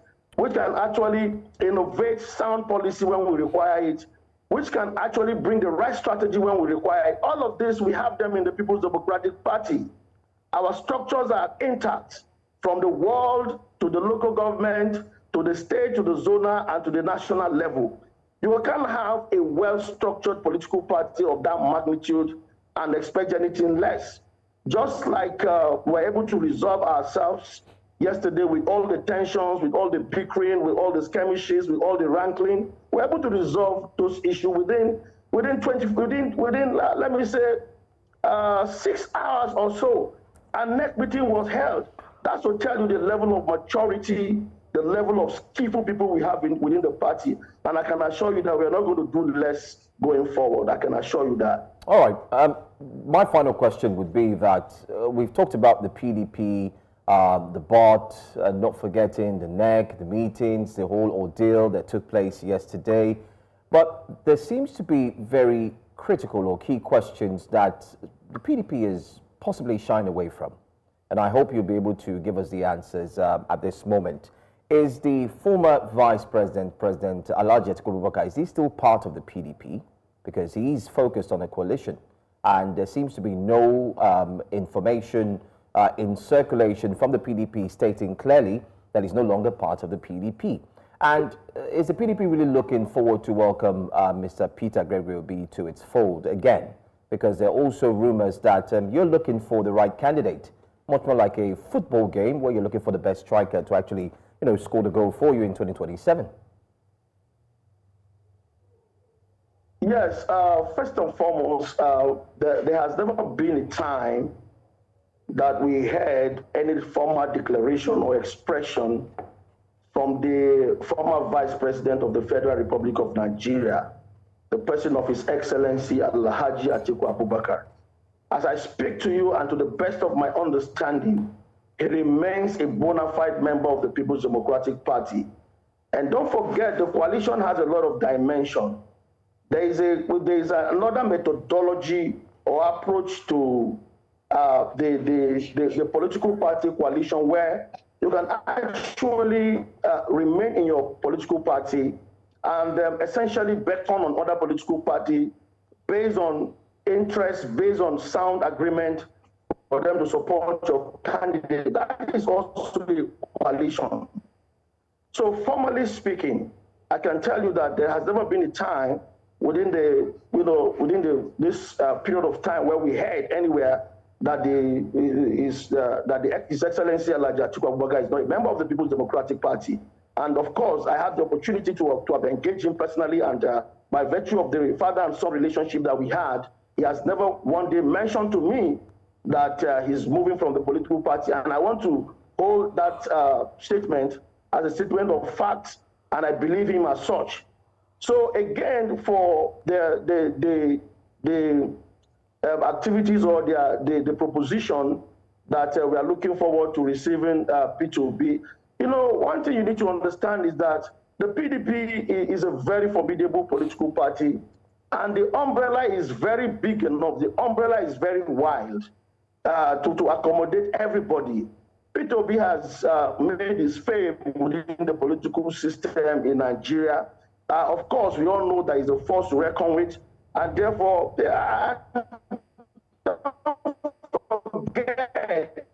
he's coming to the People's Democratic. We'll be very, very glad. We'll be very, very happy. Some of us will mobilize from our states. Will mobilize people from all across the country to receive him and welcome him officially to the People's Democratic Party. And I believe with the quality of his leadership style and his experience and all the things that he has already learned within the PDP, is strong enough to get him integrated so easily and position him for his ambition to strive. So we have no problem with that. The umbrella is big, and therefore we welcome everybody as far as the PDP family is concerned. No doubt. All right. We will continue to follow up with the PDP, and for the interest of the party, we hope that the peace pact, it would seem, lasts, and that the PDP is ready and prepared for 2027. Thank you so much for joining us this morning. Thank you. Thank you for having me. All right. Well, quite the interesting scenario we've seen there in Abuja. We're moving away from talking about the PDP and heading to Rivers State, where the recent reconciliation between FCTA Minister Nyesom Wike and suspended Governor Siminalayi Fubara is being welcomed by many. For one women's group, it's the answer to months of fervent prayers. News Central's Biola Festus completes this report. The Declaration of emergency rule in Rivers State on 18 March had brought governance to a halt, triggering concerns among political stakeholders, civil society groups, and the public. But the announcement of a reconciliation deal between the suspended governor and the FCT minister has sparked fresh hope for political stability. All agreed to work together with the governor, and the governor also agreed to work together with all of us. With the help of Mr. President and the agreement of the leaders of the states, rural leader, peace has returned. The Rivers Women Unite for SIM, a vocal pro-Fubara group, says the Peace Pact is an answer to months of prayers. They've been at the forefront of calls for dialogue and the reinstatement of the suspended executive and legislative arms of government. Women come here from the markets from all over. Nobody's giving them anything, and we are praying every week. What are we praying for? Lord, we want peace in Rivers State. We want reconciliation. We want restoration. We want the reinstatement of our amiable governor who has done so well within the short period he stayed. Many residents had resigned themselves to the realities of emergency rule, but the persistence of these women is now being hailed as key factor to pushing political actors back to the negotiation table. Look at what is happening today. The governor is out, made peace with the minister has made peace with the governor, and both of them are together again like the way they were in the beginning. They are now calling on President Bola Tinubu to lift the suspension and fully restore democratic institutions in the state. We return every thanks to God Almighty for granting us peace, for bringing reconciliation, for bringing restoration, for returning our lost glory and the lost peace of Rivers State. And then we thank our dear President, FCT Minister. We thank our dear Governor, Assembly members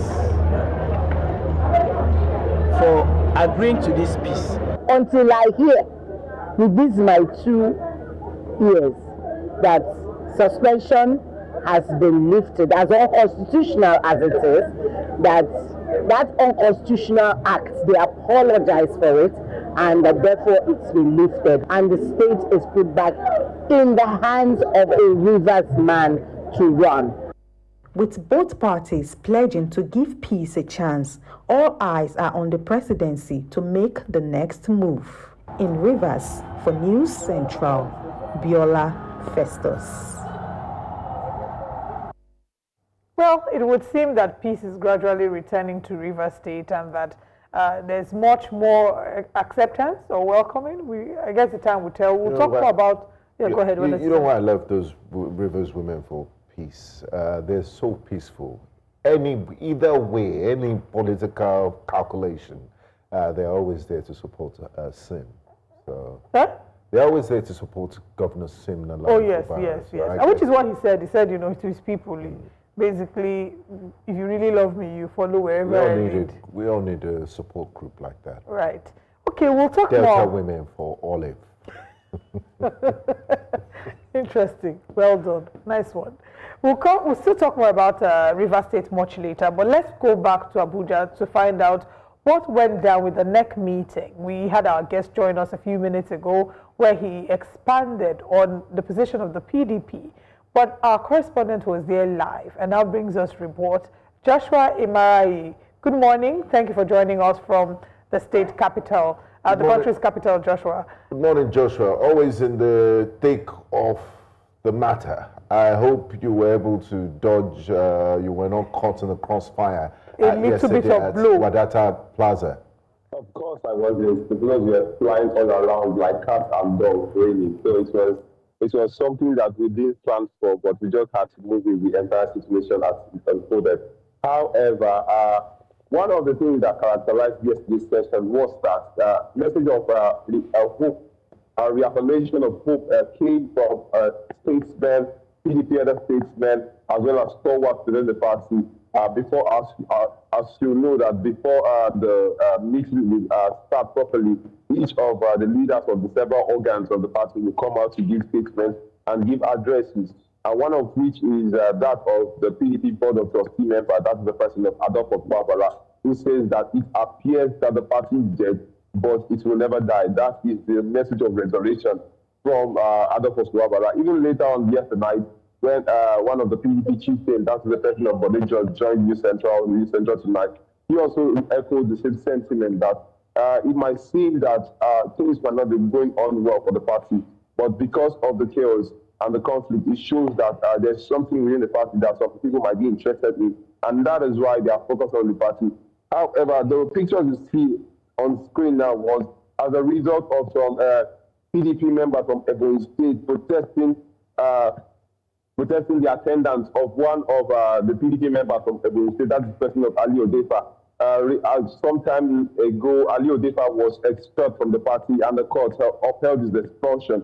However, some disgruntled members from Ebonyi State were there and were not comfortable with Ali Odefa being in that meeting. They had some back and forth and they had to be thrown out by security men. Now, one other question that seems to be ringing in my head is if the policemen there are PDP members or not. Because while we are trying to do our job to get peace of what is happening as it happened, the policemen there were harassing us. One even threatened to break my phone, but I just took that as just a mere threat that will not weigh water.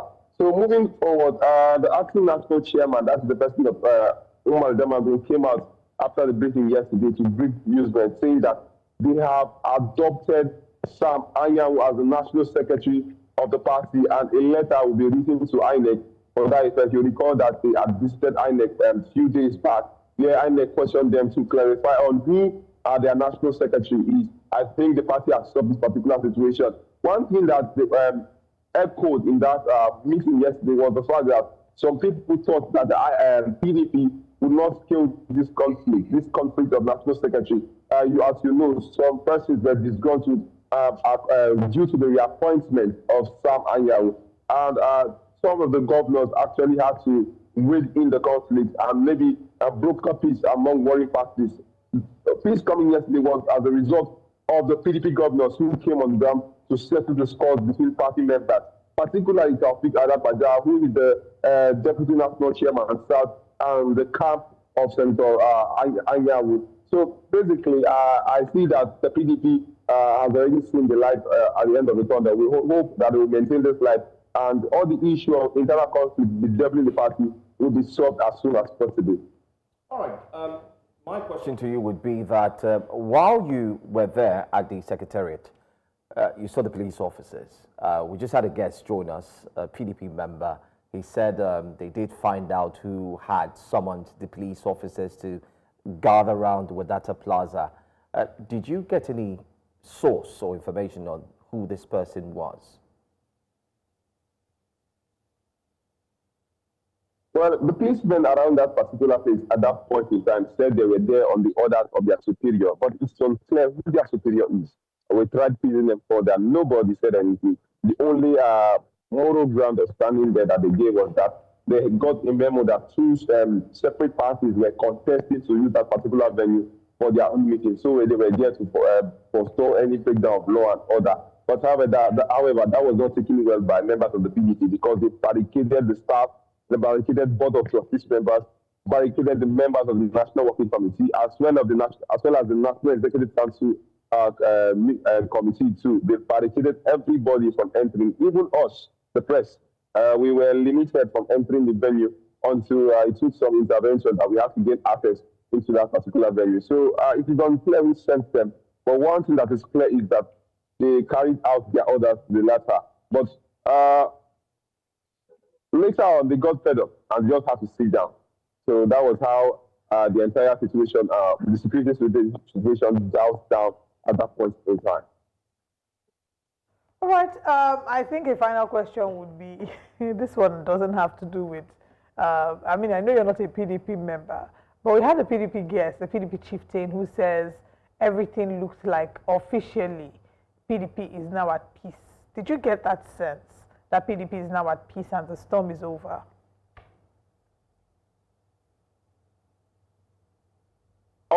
course. You can sense that from the gathering yesterday. The expanded national caucus meeting had several party players as well as party members of different organs of the party, and they were all seated there. And you could hear the cheers, the echo, whenever someone gives a message of hope, an address of peace and assurance, they re-echoed it, and they were optimistic that the crisis bedeviling the party would end. But another thing is you cannot trust politicians 100%. You could be patching this particular point, this particular part, and the other part will be leaking, just like the Igbo adage that says, "Part Eba, Iban and leak." So we are not 100% sure that things of this nature would not arise again. You know, politicians and how they get around their things. So we are just hoping that what they say, we hold them for their words. And trust me, we will be covering the development as soon as anything unfolds. All right, Joshua Imarayi, thank you for joining us this morning. We, of course, will continue to follow up with the progress of PDP, their peace. We hope the peace lasts.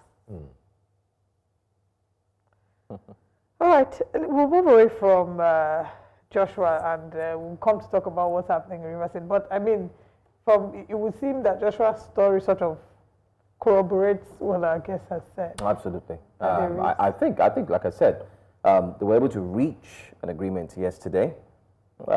It's only when they apply the statement that says, united we stand, divided we fall, that they would be able to actually have a formidable force come 2027. But that's for the PDP, though. But let's move away from that. I want us to go back to Rivers State now. Absolutely. And in Rivers State, let's tell you about suspended Governor Siminalayi Fubara. He has urged his supporters to accept the new peace deal he struck with the Minister of the Federal Capital Territory, Wike. Now, recall last Thursday, President Bola Ahmed Tinubu brokered peace between the warring former Governor Wike, that's the former Governor Wike, and his successor, Governor Fubara, a move that may lead to the revocation of the March 18 emergency rule. However, the same move has generated a lot of skepticism from Fubara supporters. Residents of Rivers State have urged the suspended governor to make public the terms of the peace deal he entered into. They insist that the Rivers State crisis is no longer just about Fubara and Wike, but about the entire citizen of the state. Hence, they believe it is important to inform the public of the cost of the reconciliation. This comes after Fubara told the supporters that there was no price too high to pay for peace. Founder of TAF Africa, Mr. J.K. Pele. Good morning. Thank you for joining us. Morning. It's great to be here. Right. You've been at the forefront of this conversation with what's happening in Rivers State. Is it safe to say congratulations are in order? What really are the terms of the agreement between the suspended governor and the former governor?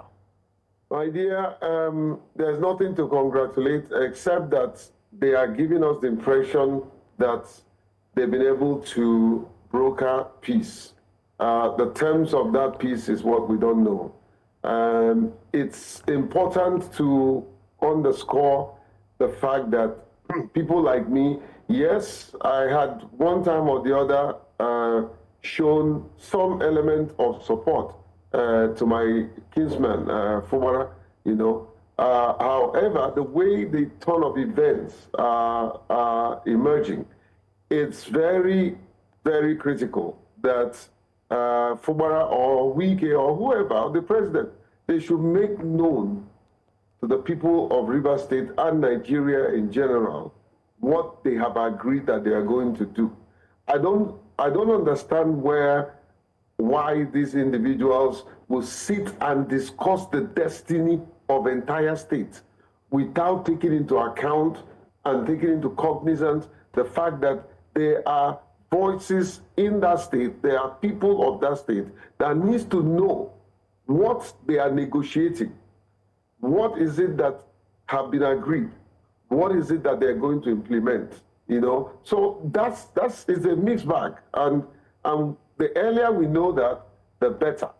It's also important to continue for all of us at the forefront of this advocacy to continue to make sure that we let Fubara, my brother, and Mr. Wike, that this River State is bigger than them. And we shouldn't be playing this chase war or war chase with the destiny of the people of Rivers State. I don't know what they have agreed. It could be based on Fubara's personal principle. Nobody should question that. I don't know what the terms are, whatever it is. Let us know what the Rivers people will get out of this. I am a strong advocate of the people, not persons, not individuals. I'm a strong advocate of the office of the governor, the mandate that people gave Fubara to go there and lead. What is happening to that mandate? Is the so-called negotiation. Are they going to negotiate the destinies of Rivers people without their input? Those are questions that are begging for an answer. So I don't know what the details are. Okay. I don't know what they have agreed. Everything is shrouded in mystery. Now, Mr. Jacob Pele, you've been at the forefront of advocacy for, carrying along the people of Rivers State, and you were vocal in your support of the suspended governor when this state of emergency was declared. But I want you to listen to the suspended governor, his body language, and then I'll come back to ask you a few questions on this clip. At this point, if you want to be truthful to yourself, not lying to yourself, the only solution is peace. I didn't say that there is no price that is too big to pay for peace. I meant it, and I am still ready to follow you to the end. Now, Mr. Jacob Pele, he says clearly the only solution is peace, but peace at what cost? What's your reaction to that video? And do you have any sort of regrets to your very vocal support of any sort of, not regret, disappointment from supporting him with all your heart in the past? You missed it here. I cannot be described as supporters of Fubara. I'm not a politician, rather, I was supporting the democratic values and the people of Rivers State. If, even from his body language, he's speaking in codes. So we need to know the details of that agreement. Let me also make it very clear, because I like to stand on the path of truth. I am from Rivers State. I am from Okoko. Fubara is my kinsman. He's my brother. I'm not going to deny the fact that, yes, there were times that he was grossly mistreated, and I stood against it. But the focus here is the people, and the people that elected him and gave him a mandate to go and lead them and represent them in the political office of the governor. And so if there are things he has agreed with his former boss, and the things that they want to do, he needs to come out and tell us clearly. The two major issues is the fact that I was told, he has been told he's not going to contest election in 2027. That is an aberration. That's not how democracy should play out. It makes the entire process laughable. The other thing is about giving 23 local government to FCT minister. For heaven's sake, does he own Rivers State? How long must the entire Rivers people be slave unto him? Why? He's not the owner of the state. Why must 23 local government be given to him? Yes, I want to also state categorically clear that, yes, he worked hard to make sure that the governor emerged. That does not mean other people have not worked hard for him to emerge. And I will take you down the memory lane. Odili worked hard for him to emerge when he emerged.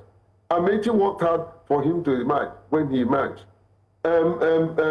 Goodluck Jonathan worked hard for him to emerge. When his wife worked hard for him to emerge. For heaven's sake, you cannot thrust yourself into a position. Somebody must help you. Somebody must give you a helping hand. And when that person helps you, it does not mean that that person has become your God. And that's the crux of this matter. I mean, I doff my heart for him, you know, how much time and money he spent to ensure that Fubara emerged as a governor. Kudos to him. But let them leave the state to thrive.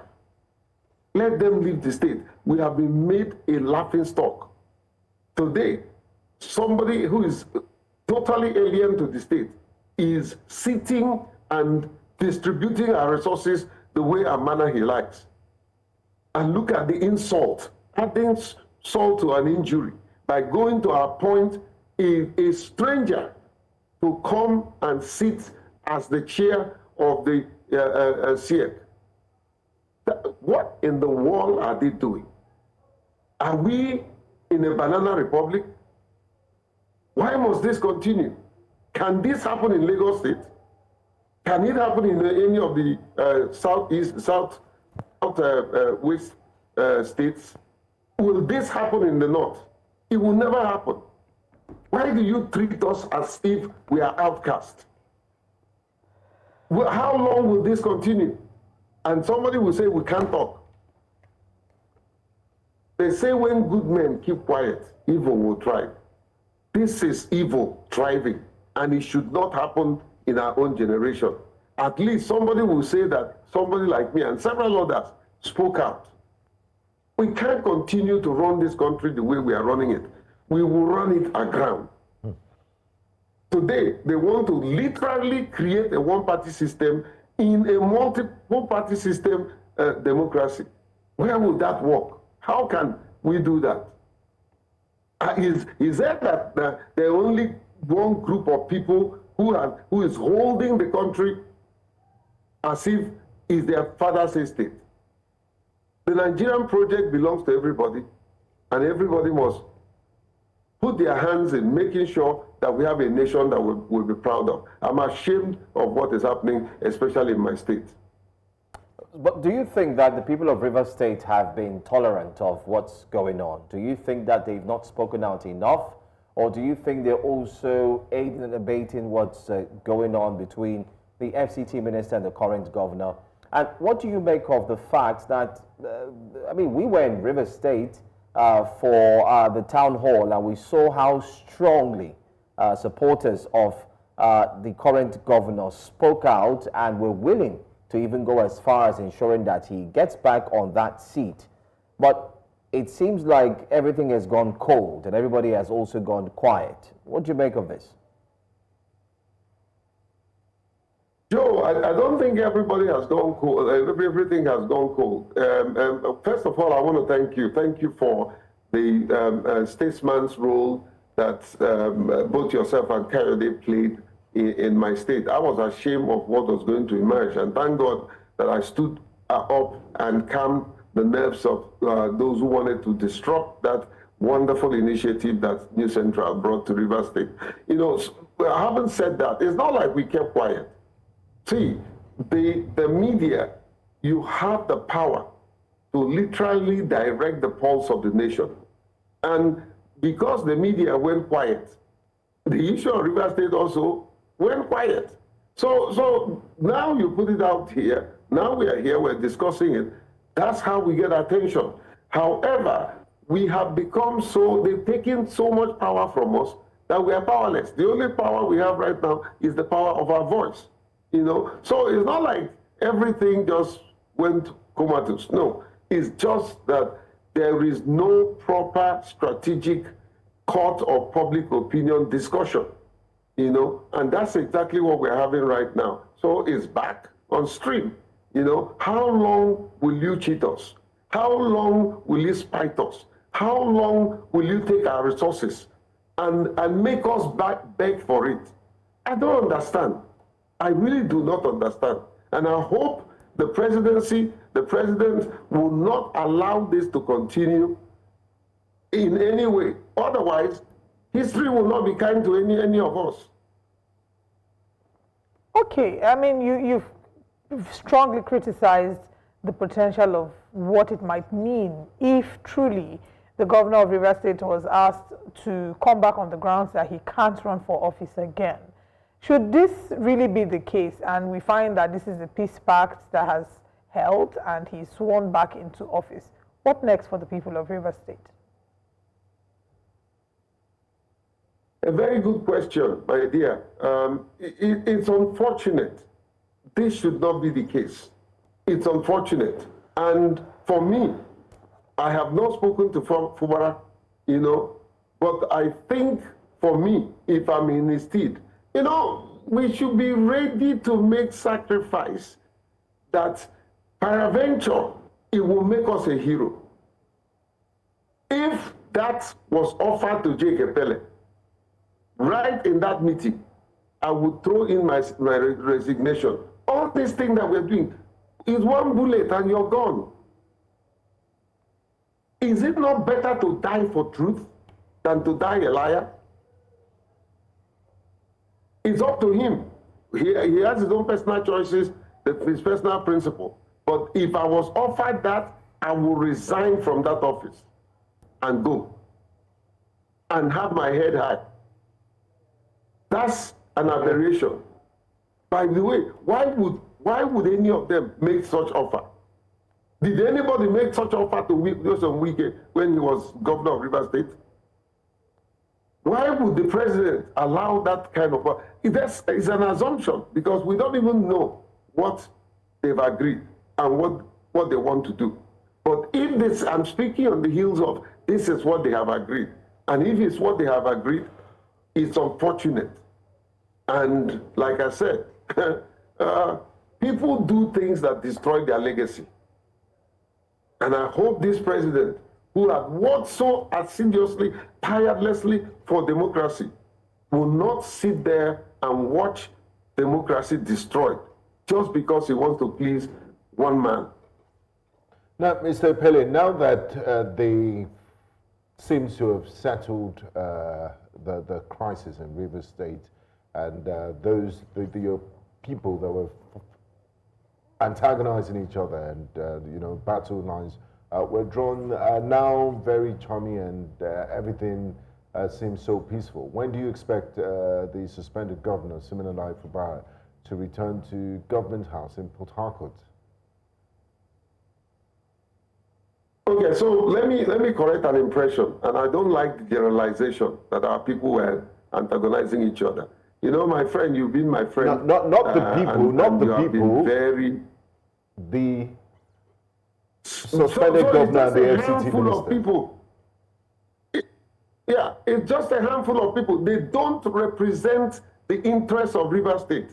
They don't represent the civility that we're known for. They don't represent the integrity that an average Rivers man is known for. They do not represent the voices of Rivers State. They represent their own pockets. They represent their own selfish ambition. They represent what they want for themselves, by themselves, with themselves. That's all. The average Rivers man is known for his integrity. The average Rivers man is known for cordiality. The average Rivers man is known for education. That's what we stand for. We don't care how much money you have. We are asking you, what have you done? What impact have you done? That's what matters to an average Rivers man. It's not how much money you have. I don't understand how you will steal our money and use it to spite us. Where did they get the kind of money they have? All the things that they are building, all the cars that they are driving, where they have kept their children, where did they get the money?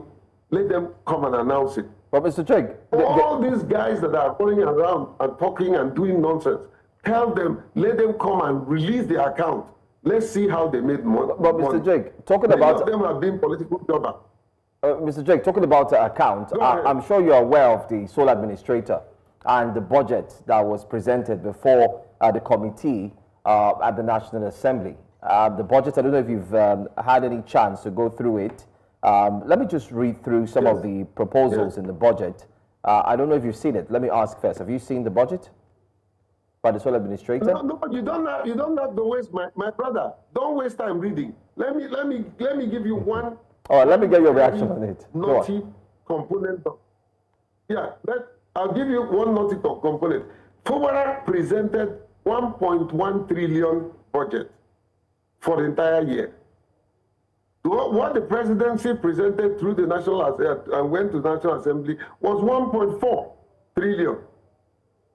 Now the question is, what mechanism did they use to come up with that budget? Was all the budget process followed? Who advised them? What were the indices for that kind of padded budget, as far as I'm concerned, in my personal opinion? How did they arrive at that? Who will administer that budget? Because you're doing a budget, passing it through political, a democratic process for an undemocratic individual to implement. Who elected Abbas? Who elected him? Why should he go there to represent the people who gave a mandate to an individual? What is happening in Rivers State? What necessitated this whole quagmire? In other states, the worst things have happened. Why should we be treated in isolation? There was a crisis in Lagos State. Why didn't they ask for emergency rule? There are several of the states that they've literally lost the security in that state. Why didn't they ask for? Why didn't the president declare emergency rule? Because they feel that we are peace-abiding people. We are not going to take to the street. Of course, I was one of the people, and I'm still calling that my people must not buy into their threats. Nobody should go to the street. Don't demonstrate, because they will kill you for nothing. Use your voice. And that's exactly what we're doing. Use your voice. All right. Use your contact. Use your connection. Mr. Epele, thank you for joining us this morning. We wish the people of Rivers all the best, and may peace reign in the state. And may all the aggrieved parties, find some balance and a middle line that would ensure that governance is advanced over politics. Thank you for your time with us this morning. Don't worry, my dear. Even in your voice, I can sense discouragement. We will not be discouraged. We will continue to do what is right. Yeah, we will continue to do what is right. And thank God for your channel. All right. You have always been there standing for the truth, and we will continue to see to the end of it. All right, thank you very much for joining us this morning. We're going to break now, and we'll bring you the news, and after that we'll share with you what's coming up next.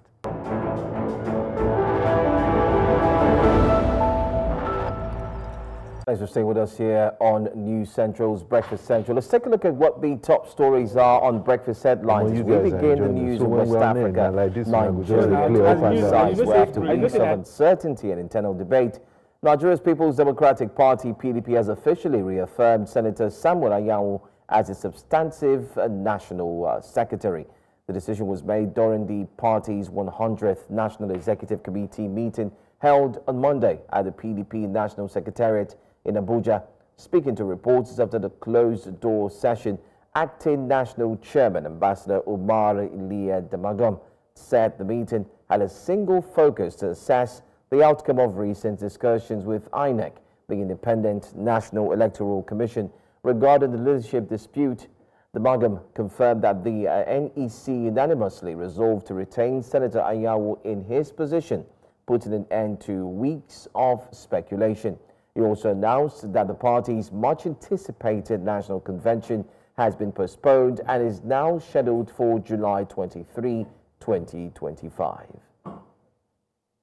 In the meantime, former Senate President Dr. Abubakar Bukola Saraki has hailed the 100th National Executive Committee meeting of the People's Democratic Party as a decisive and unifying moment for the opposition. In a statement released Monday evening, Saraki described the gathering held amid rising tensions within the party as a potential flashpoint that instead became a moment of reconciliation and renewed commitment to the PDP's core values. Saraki acknowledged that internal disagreements had threatened to divide the party, but credited PDP leaders with setting aside personal interests for the greater good. Well, let's just stay on politics. Presidential candidate of the Labour Party in the 2023 election, Peter Obi, has confirmed he will contest the 2027 presidential election. Obi added that he was willing to serve a single 4-year term if elected. He made the declaration on Sunday night while speaking during a live session on X Spaces, where he answered questions from supporters both in Nigeria and abroad. In a statement released on Monday by spokesman Ibrahim Omar of the Peter Obi Media Reach, Obi dismissed claims of a possible joint ticket with former Vice President Atiku Abubakar. However, he admitted being open to coalition talks only if they are focused on addressing Nigeria's core problems. Meanwhile, Ali Bukar Delori has formally assumed office as the acting national chairman of the All Progressives Congress following the resignation of Abdullahi Ganduje last Friday. Suraj Ajibola, national secretary of the party, presented Ganduje's resignation letter to the National Working Committee during its meeting on Monday. Delori addressed the NWC in its first meeting under his leadership, saying he has taken on the responsibility with humility, responsibility and loyalty. He said his appointment followed the resignation of Ganduje and the directive of President Bola Ahmed Tinubu. Delori said his appointment was not a personal victory but a responsibility that comes with high expectations from the party's members and supporters. Let's now go to security matters. Details have emerged on how notorious bandit kingpin Kachala Dambukulu died at the weekend in Zamfara State after an earlier gun battle with Shinkarfi volunteer forces in the state.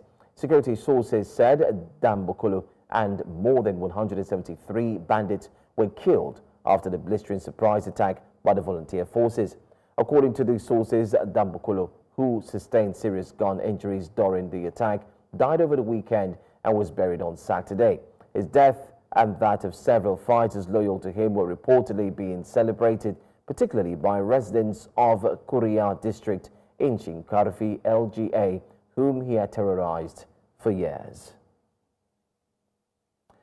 President Bola Ahmed Tinubu has formally announced the establishment of diplomatic relations with St. Lucia, describing it as a symbolic bridge that will provide a gateway in fostering closer ties between Nigeria. President Tinubu stated this on Monday while addressing a special joint session of the Senate and House of Assembly of St. Lucia at the William Jefferson Clinton Ballroom, Sandals Grande Gros Islet, St. Lucia. The president proposed creating a joint commission or political consultation agreement as a mechanism for structured cooperation between Nigeria and the Organization of Eastern Caribbean States. He also announced that he would offer full scholarships to students from the OECS. And let's wrap things up in North Africa and tell you that North Africa artillery shelling by the Rapid Support Forces have killed at least 3 people and wounded dozens in the besieged Sudanese city of El Fasher, as a medical group reported that 239 children have died from malnutrition in the area over the last 6 months. The RSF intensified its long-range artillery attacks on the capital of North Darfur, the army's last stronghold in the Darfur region, ignoring United Nations calls for humanitarian truce to allow aid to reach trapped civilians. Local sources said shells struck the Nivasha market in the Abu Shuk camp north of the city, killing at least 3 people. The market, which has been operating at partial capacity, has been repeatedly hit, causing civilian casualties and widespread damage. And that's all on Breakfast Headlines. Don't forget to join the full news bulletin at 12 here on News Central and get more news, more details and more information as it breaks. Breakfast Central continues. We do have the front pages up next. Do want to stay with us. We'll be right back.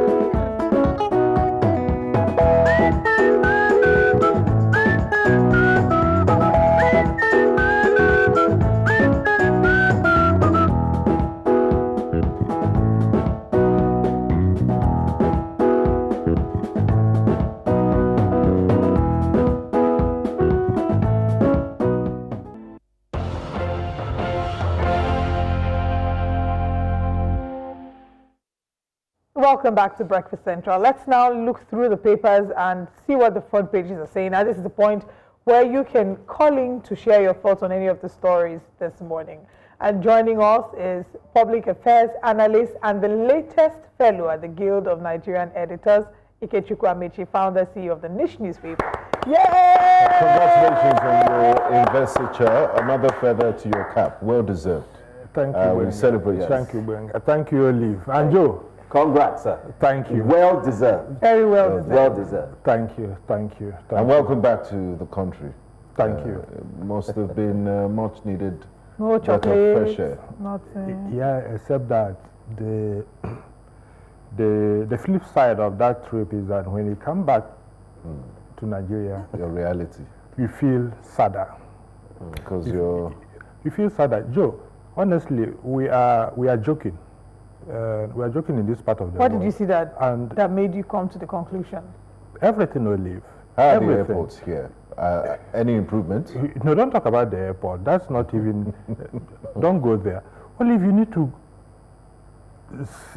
go to China and see what these guys are doing with themselves, and you ask yourself, are we human beings in Nigeria? And I'm asking this question with all sense of responsibility. Of course, I am a Nigerian, and of course it is demeaning to say we are not equal to other people, but that's the reality.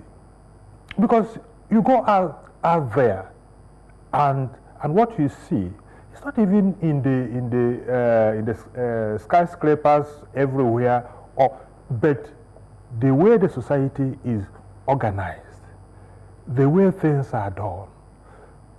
You see people.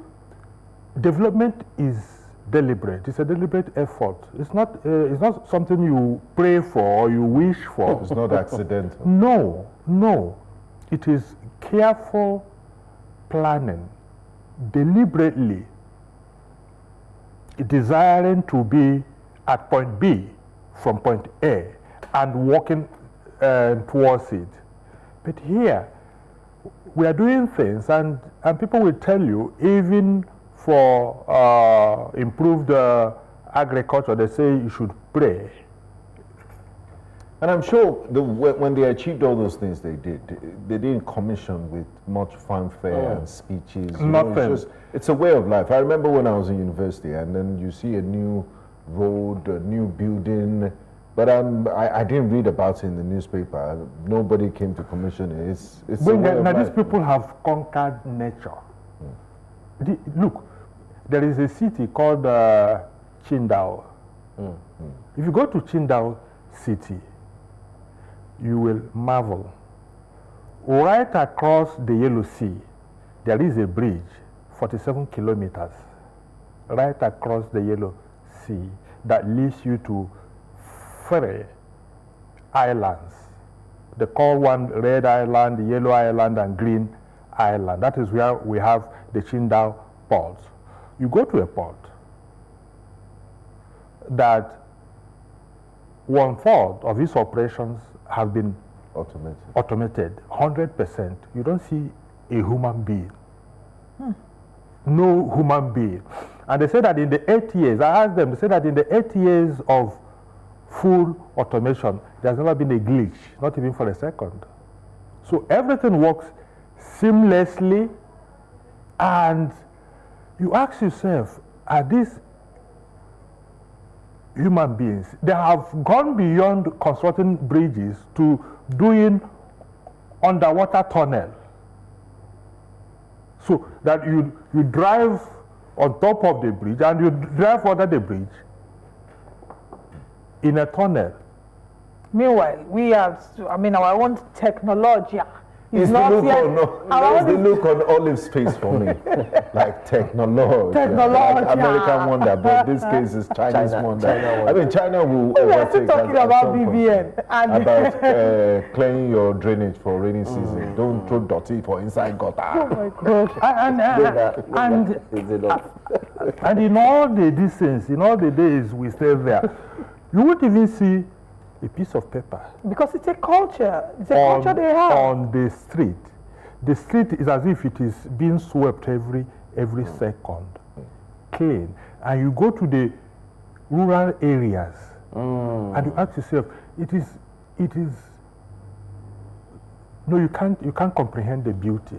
Honestly, as Olive is marveled, I think we should just go take that marvel straight to the paper. I think I need to be on my way to China. Yes, sir. Before the year runs out, let me pay a courtesy visit. Hopefully, I will get a title. You know, like someone just got a title visiting another country. St. Kitts. You know, the entire Ikeja local government is bigger than St. Lucia. St. Lucia, sorry. Okay, let's go to the papers today and start with the Daily Times newspaper. 2027, I'll be on the ballot, not discussing joint ticket with Atiku Obi. Wike recovers 7,000 hectares from Uni Abuja, slams illegal land grabbing, court grants Natasha Akpoti bail on self-recognition as federal government arraigns her. Federal government delegation visits Dan Tata family in Medina ahead of burial. The burial is happening today. Dalori takes over as acting APC national chairman, presides over NWC meeting. China, World Bank emerged top creditors as Nigeria's debt hits 149 trillion naira. CEO, the same China, our top creditor. NBRDA DG raises alarm over impending famine, drought, threats in Nigeria. And finally, Nigeria ready to export democracy, technical support to Malawi, Bianca Ojukwu says. Maybe we should start with that. She says that Nigeria is ready to export democracy and technical support to Malawi. Well, Malawi. Which brand of democracy? I wish Malawi good luck. If where they are going to learn their own brand of democracy is from Nigeria, there is this proverb in my place. They say that a young child should ask what killed his father. Otherwise, what killed his father will also kill him. So Malawi should now find out what manner of democracy Nigeria is now practicing. Is it a democracy that excludes the people? Is it the democracy where the votes of the people don't count? Is it the democracy that even at the end of the day that brings no that brings no dividend to the people? Is it the democracy where people who just yesterday we are traveling in 9 buses, all of a sudden being in government for 4 years, they become richer than their states and boast about it? Is it the democracy that has pauperized the people rather than lifting them out of poverty? Is it the democracy that has made life in Nigeria to epitomize Thomas Hobbes' state of nature, where life is short and brutish and nasty? So, well, they know what they want. I don't know if Malawi requested for it. If they did, perhaps now they know what they are asking for, and good for them. Like I said, good luck. Okay, good luck. Not a Billy Jonathan. The big story, I'll be on the ballot, not discussing joint ticket with Atiku Obi says. You've seen the recent announcement by, well, maybe not an official announcement, but in the space on X, where Peter Obi had talked about running, if he ran for office, running for 1 tenure, and being able to sort out all these issues, and the possibility of a collaboration, or like they call it, a coalition. Yeah, it was a story that broke yesterday, and of course, if you ask me, I think that was the biggest story that broke yesterday. Peter Obi was unequivocal. He was frontal in his articulation of what his interest is going to be in 2027. This is not the first time he's going to be categorical in stating what his mission is in politics. He has said that if the coalition is to fight against poverty, is to fight against underdevelopment, is to fight for quality education, is to fight for quality health care, that we should count him in. But if it is a coalition, just for the fun of coalition, as it was the case in 2014-2015, when the so-called legacy parties that came together to form APC, and the whole idea of forming the APC was to dislodge PDP, which they succeeded in doing, but they have not achieved anything, practically nothing, in the last 10 years. And I'm being very, very categorical in saying this. And let that person who said, or who says that we've made any kind of progress in the last 10 years, of course the APC presidencies of both Muhammadu Buhari and now the 2 years of Bola Ahmed Tinubu. If anybody says that in all the indices of development, this is where Nigeria has gone north in the last 10 years, let the person come and say. So Peter B has been categorical in saying what he wants to do and why he wants to, and how he wants to do that. Now, of course, there is a problem. And the problem is that there is a party which is in power today, which is APC. We have a president who, in local parlance, is a political juggernaut who knows the game. A strategist. A strategist. The man who built modern Lagos. So he knows the game. And from what is now going on, you can give it to him that he knows the game as it is played in Nigeria. Now, dislodging such a man from power won't be a tea party, particularly in an election that's not going to be fought on the turf of ideology, on the turf of what it is you are bringing to the table, on the turf of what you are going to do for the people. It is an election that is going to be fought on the turf of primordial inclinations and tendencies that have held us down, ethnicity, religion, and all that. Factors that have never improved the lot of the ordinary man. But you still find the ordinary man being the champion of all these primordial tendencies that tend to keep him down. So now, going into 2027, how do you dislodge such a man? If it is going to be election that will be free and fair, where the votes of the people count, I can bet you Tinubu won't stand a chance, because I don't see that Nigerian who will go and vote for an APC that has made his life worse than it was before 2015.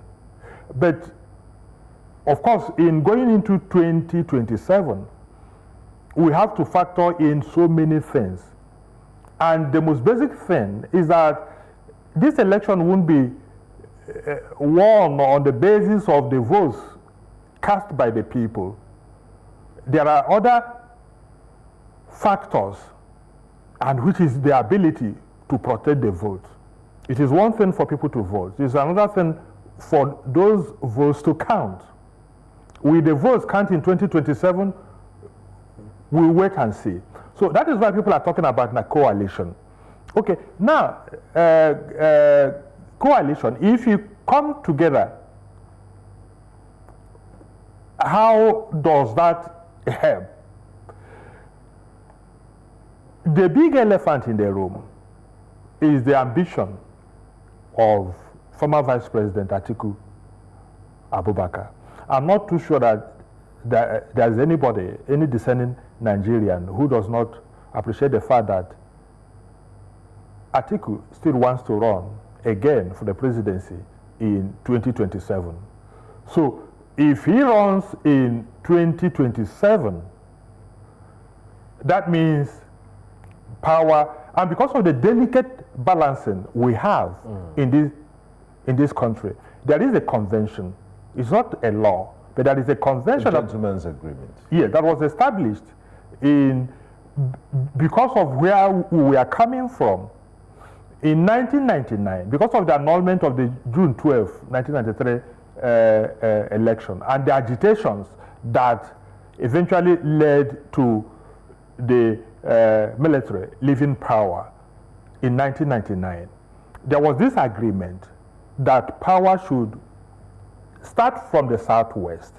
And that was why all the presidential candidates in 1999, Olufalaye and Obasanjo. Olufalaye and Obasanjo, are all from the southwest. Now, Obasanjo won, and after 8 years, Obasanjo obeyed that convention and power went back to the north. All right, we'll pick up from the power getting back to the north. Let's go on a quick break. We'll be back in a moment. Back to Breakfast Central. Before we went on that break, you were running us through the devolution of power from Chief Olufalaye and Obasanjo back to the north. Now let's pick up. So, and now, unfortunately, Yar'Adua got sick and died in office. And constitutionally, the vice president takes over. And that was where we started having issues. Jonathan ordinarily would have also kept to the gentleman agreement to do another term so as to complete their 8-year presidency. But power ought to have gone back to the north.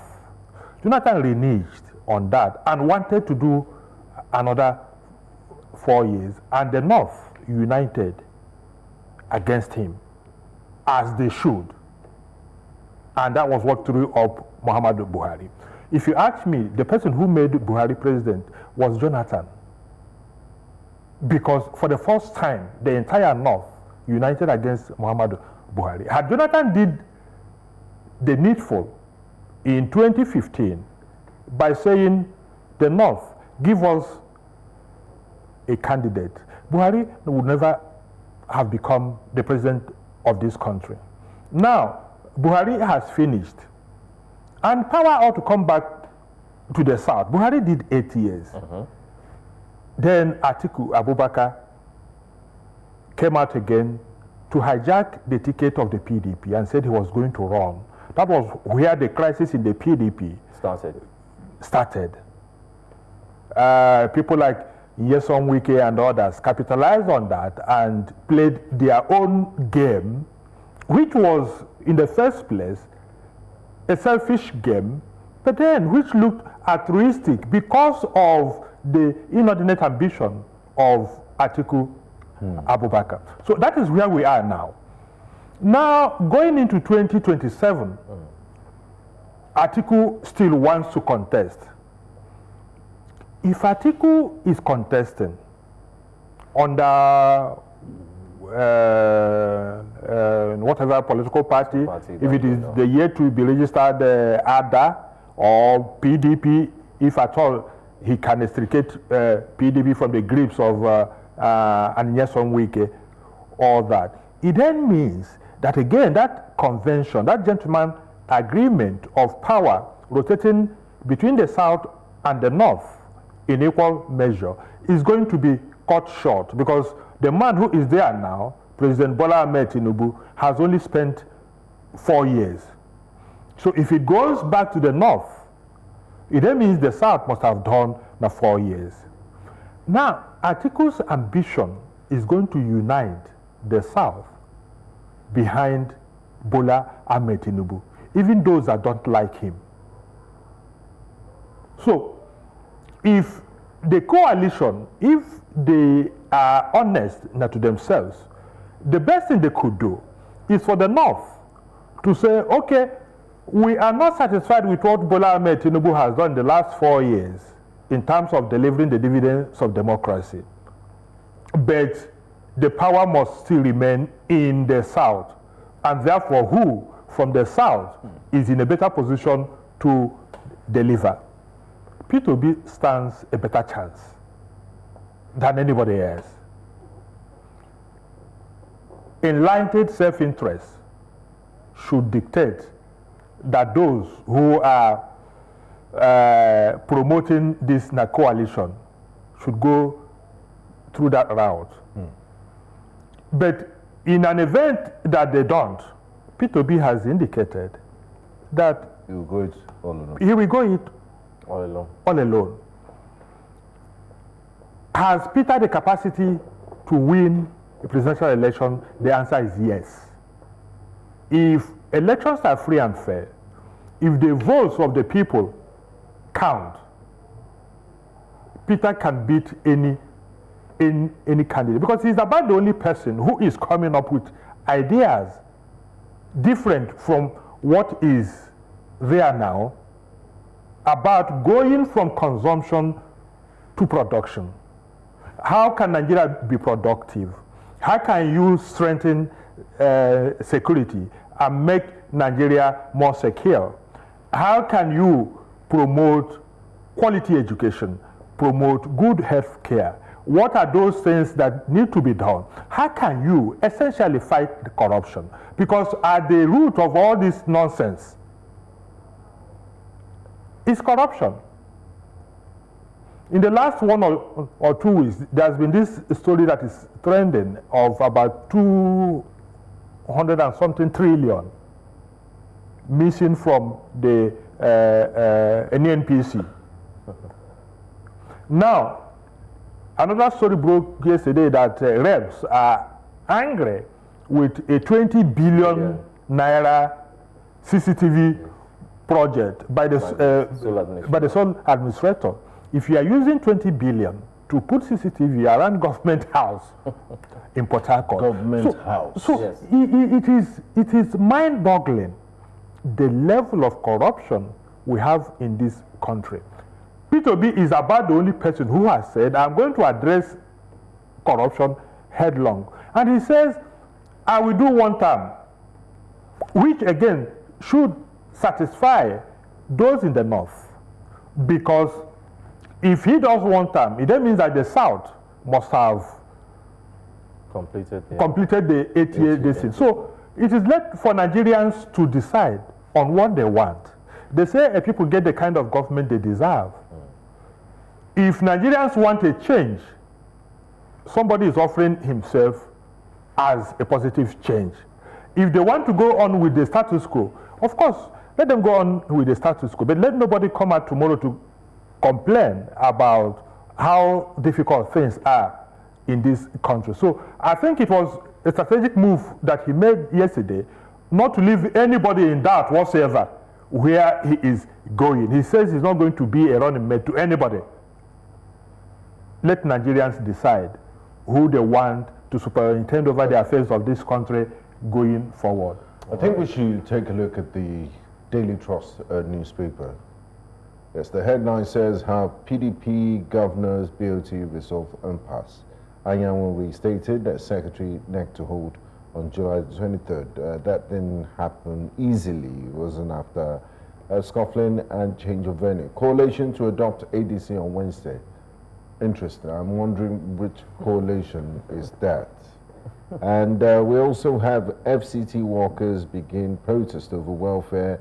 Wike slashes University of Abuja land from 11,000 to 4,000 hectares.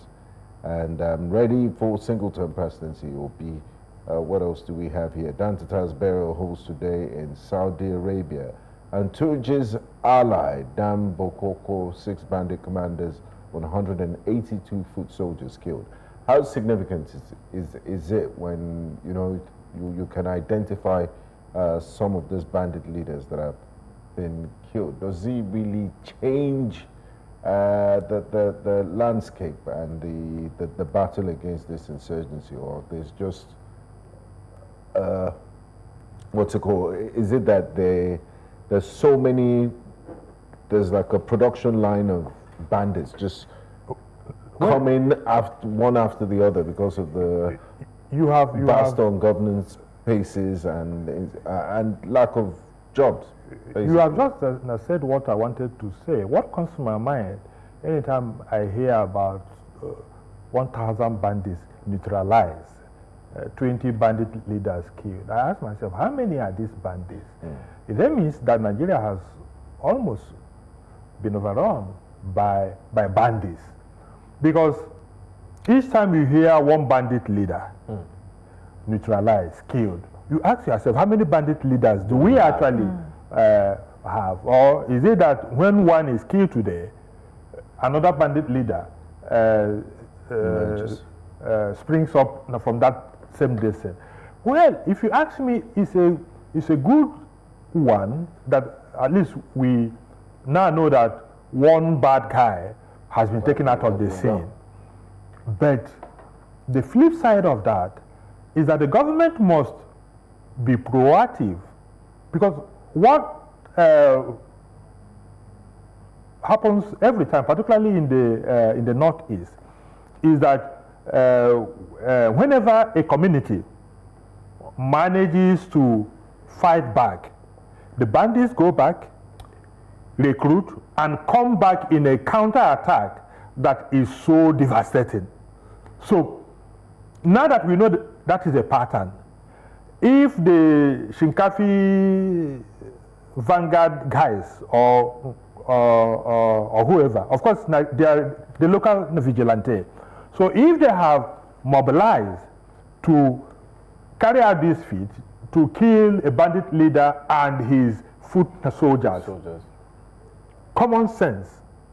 You don't need a whole lot of military intelligence to know that these people will come back on a revenge attack. So can the government now deploy the conventional state arsenal to make sure that these people are protected so that they are not slaughtered in their numbers, in their sleep, in the next 1 month, in the next 2 months, and all that? And how can the government ensure that each community that is retrieved from these bandits does not ever fall back to these bandits? So I think those are the issues we should be tackling, because this hydra-headedness of this conflict, people fighting asymmetrical war against the Nigerian state and seem to be winning. We've almost not given up on the fact that we cannot win the fight against so-called bandits. What kind of country does that? And until the Nigerian state reclaims its prerogative as being the only legal welder of instruments of violence, we cannot, in good conscience, call this a succeeding state. It is a failing state. So let the victory is welcome, or the success that was recorded, was it yesterday or so, is welcome. One more bad guy taken out of the scene. Can the government now do the decent rather than waiting to send condolence message tomorrow after they act?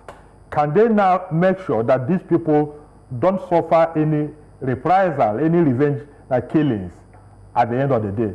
That's the only way the success that was recorded yesterday could be meaningful. Otherwise, if they are left unprotected and these guys come back to now kill people in their numbers, it will deter other communities from going out to replicate what these people did. Absolutely.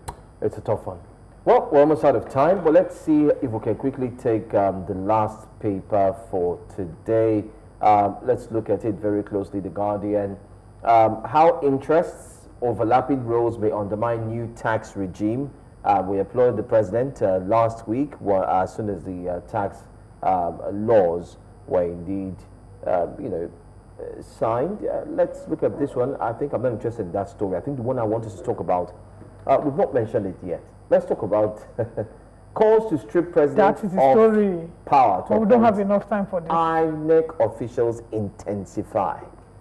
This has been in a long time conversations. It's on the lists. The president appoints the INEC boss. People talk about the INEC boss not being free.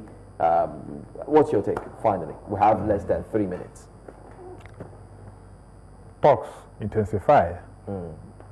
What that says is that the talk did not start today. It has been there. It is intensifying. Perhaps more people are echoing. Well, do you agree with the thought that the president should not have the power to appoint INEC? Absolutely. Officials? Absolutely. It has been there. It has been there. That for you to have a free and fair election. I remember when I was still editor of Daily Independent, there was this story that I did a column on that. And what was it? The then president of Philippines had a telephone call with the chairman of the Electoral Commission of their country. And if you see the uproar, Scandalous. It was, that in fact, the parliament was almost going to impeach the president for having a telephone conversation with the chairman of the umpire, electoral umpire. But here we have a system where the chairman of INEC is at the beck and call of the president. In fact, he is an errand boy to the president who does whatever the president wants him to do.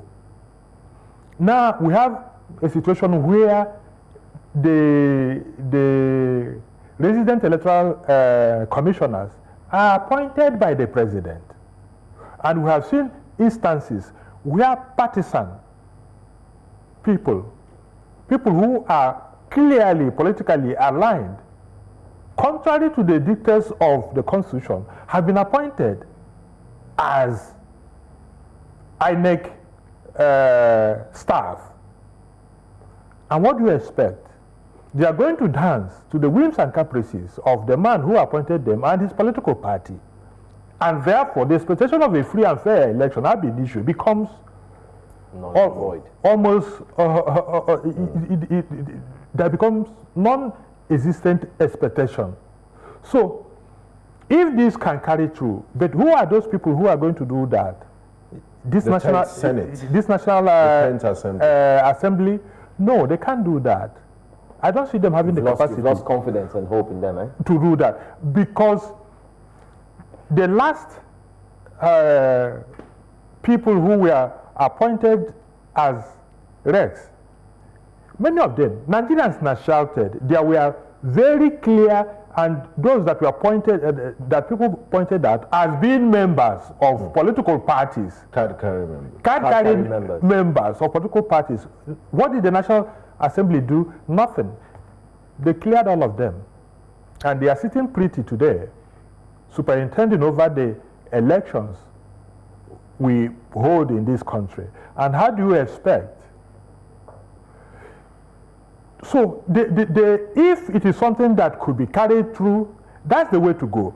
There should be a kind of arrangement, whether it is going to be a judicial thing, a judicial commission, particularly or perhaps of retired judges, that will be saddled with the responsibility of appointing. I don't know how it could be done, but the thing is that the president should be stripped of the powers to appoint INEC chairman, because an INEC chairman who blows the piper dictates the tune. I think it's just commonsensical and transparent in the principles of democracy that you shouldn't be the one making the appointment. Yeah, because there's nothing democratic about that process, even though they would argue that it's past presidents also did the same. They'll take you back to Olusegun Obasanjo, former president of Nigeria, and the likes, just to mention. But that's much we can take on today's Breakfast Central. It's been a very, very interesting one. 3 hours of full dose,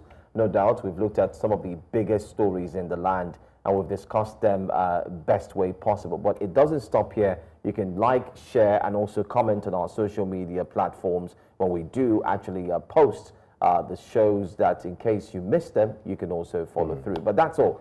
Thank you so much. Thank you so much. And as you can see from Olive and I's face, we're not really excited about leaving. We would like an extension of the show to about 6 or 7 hours. Bye. See you tomorrow.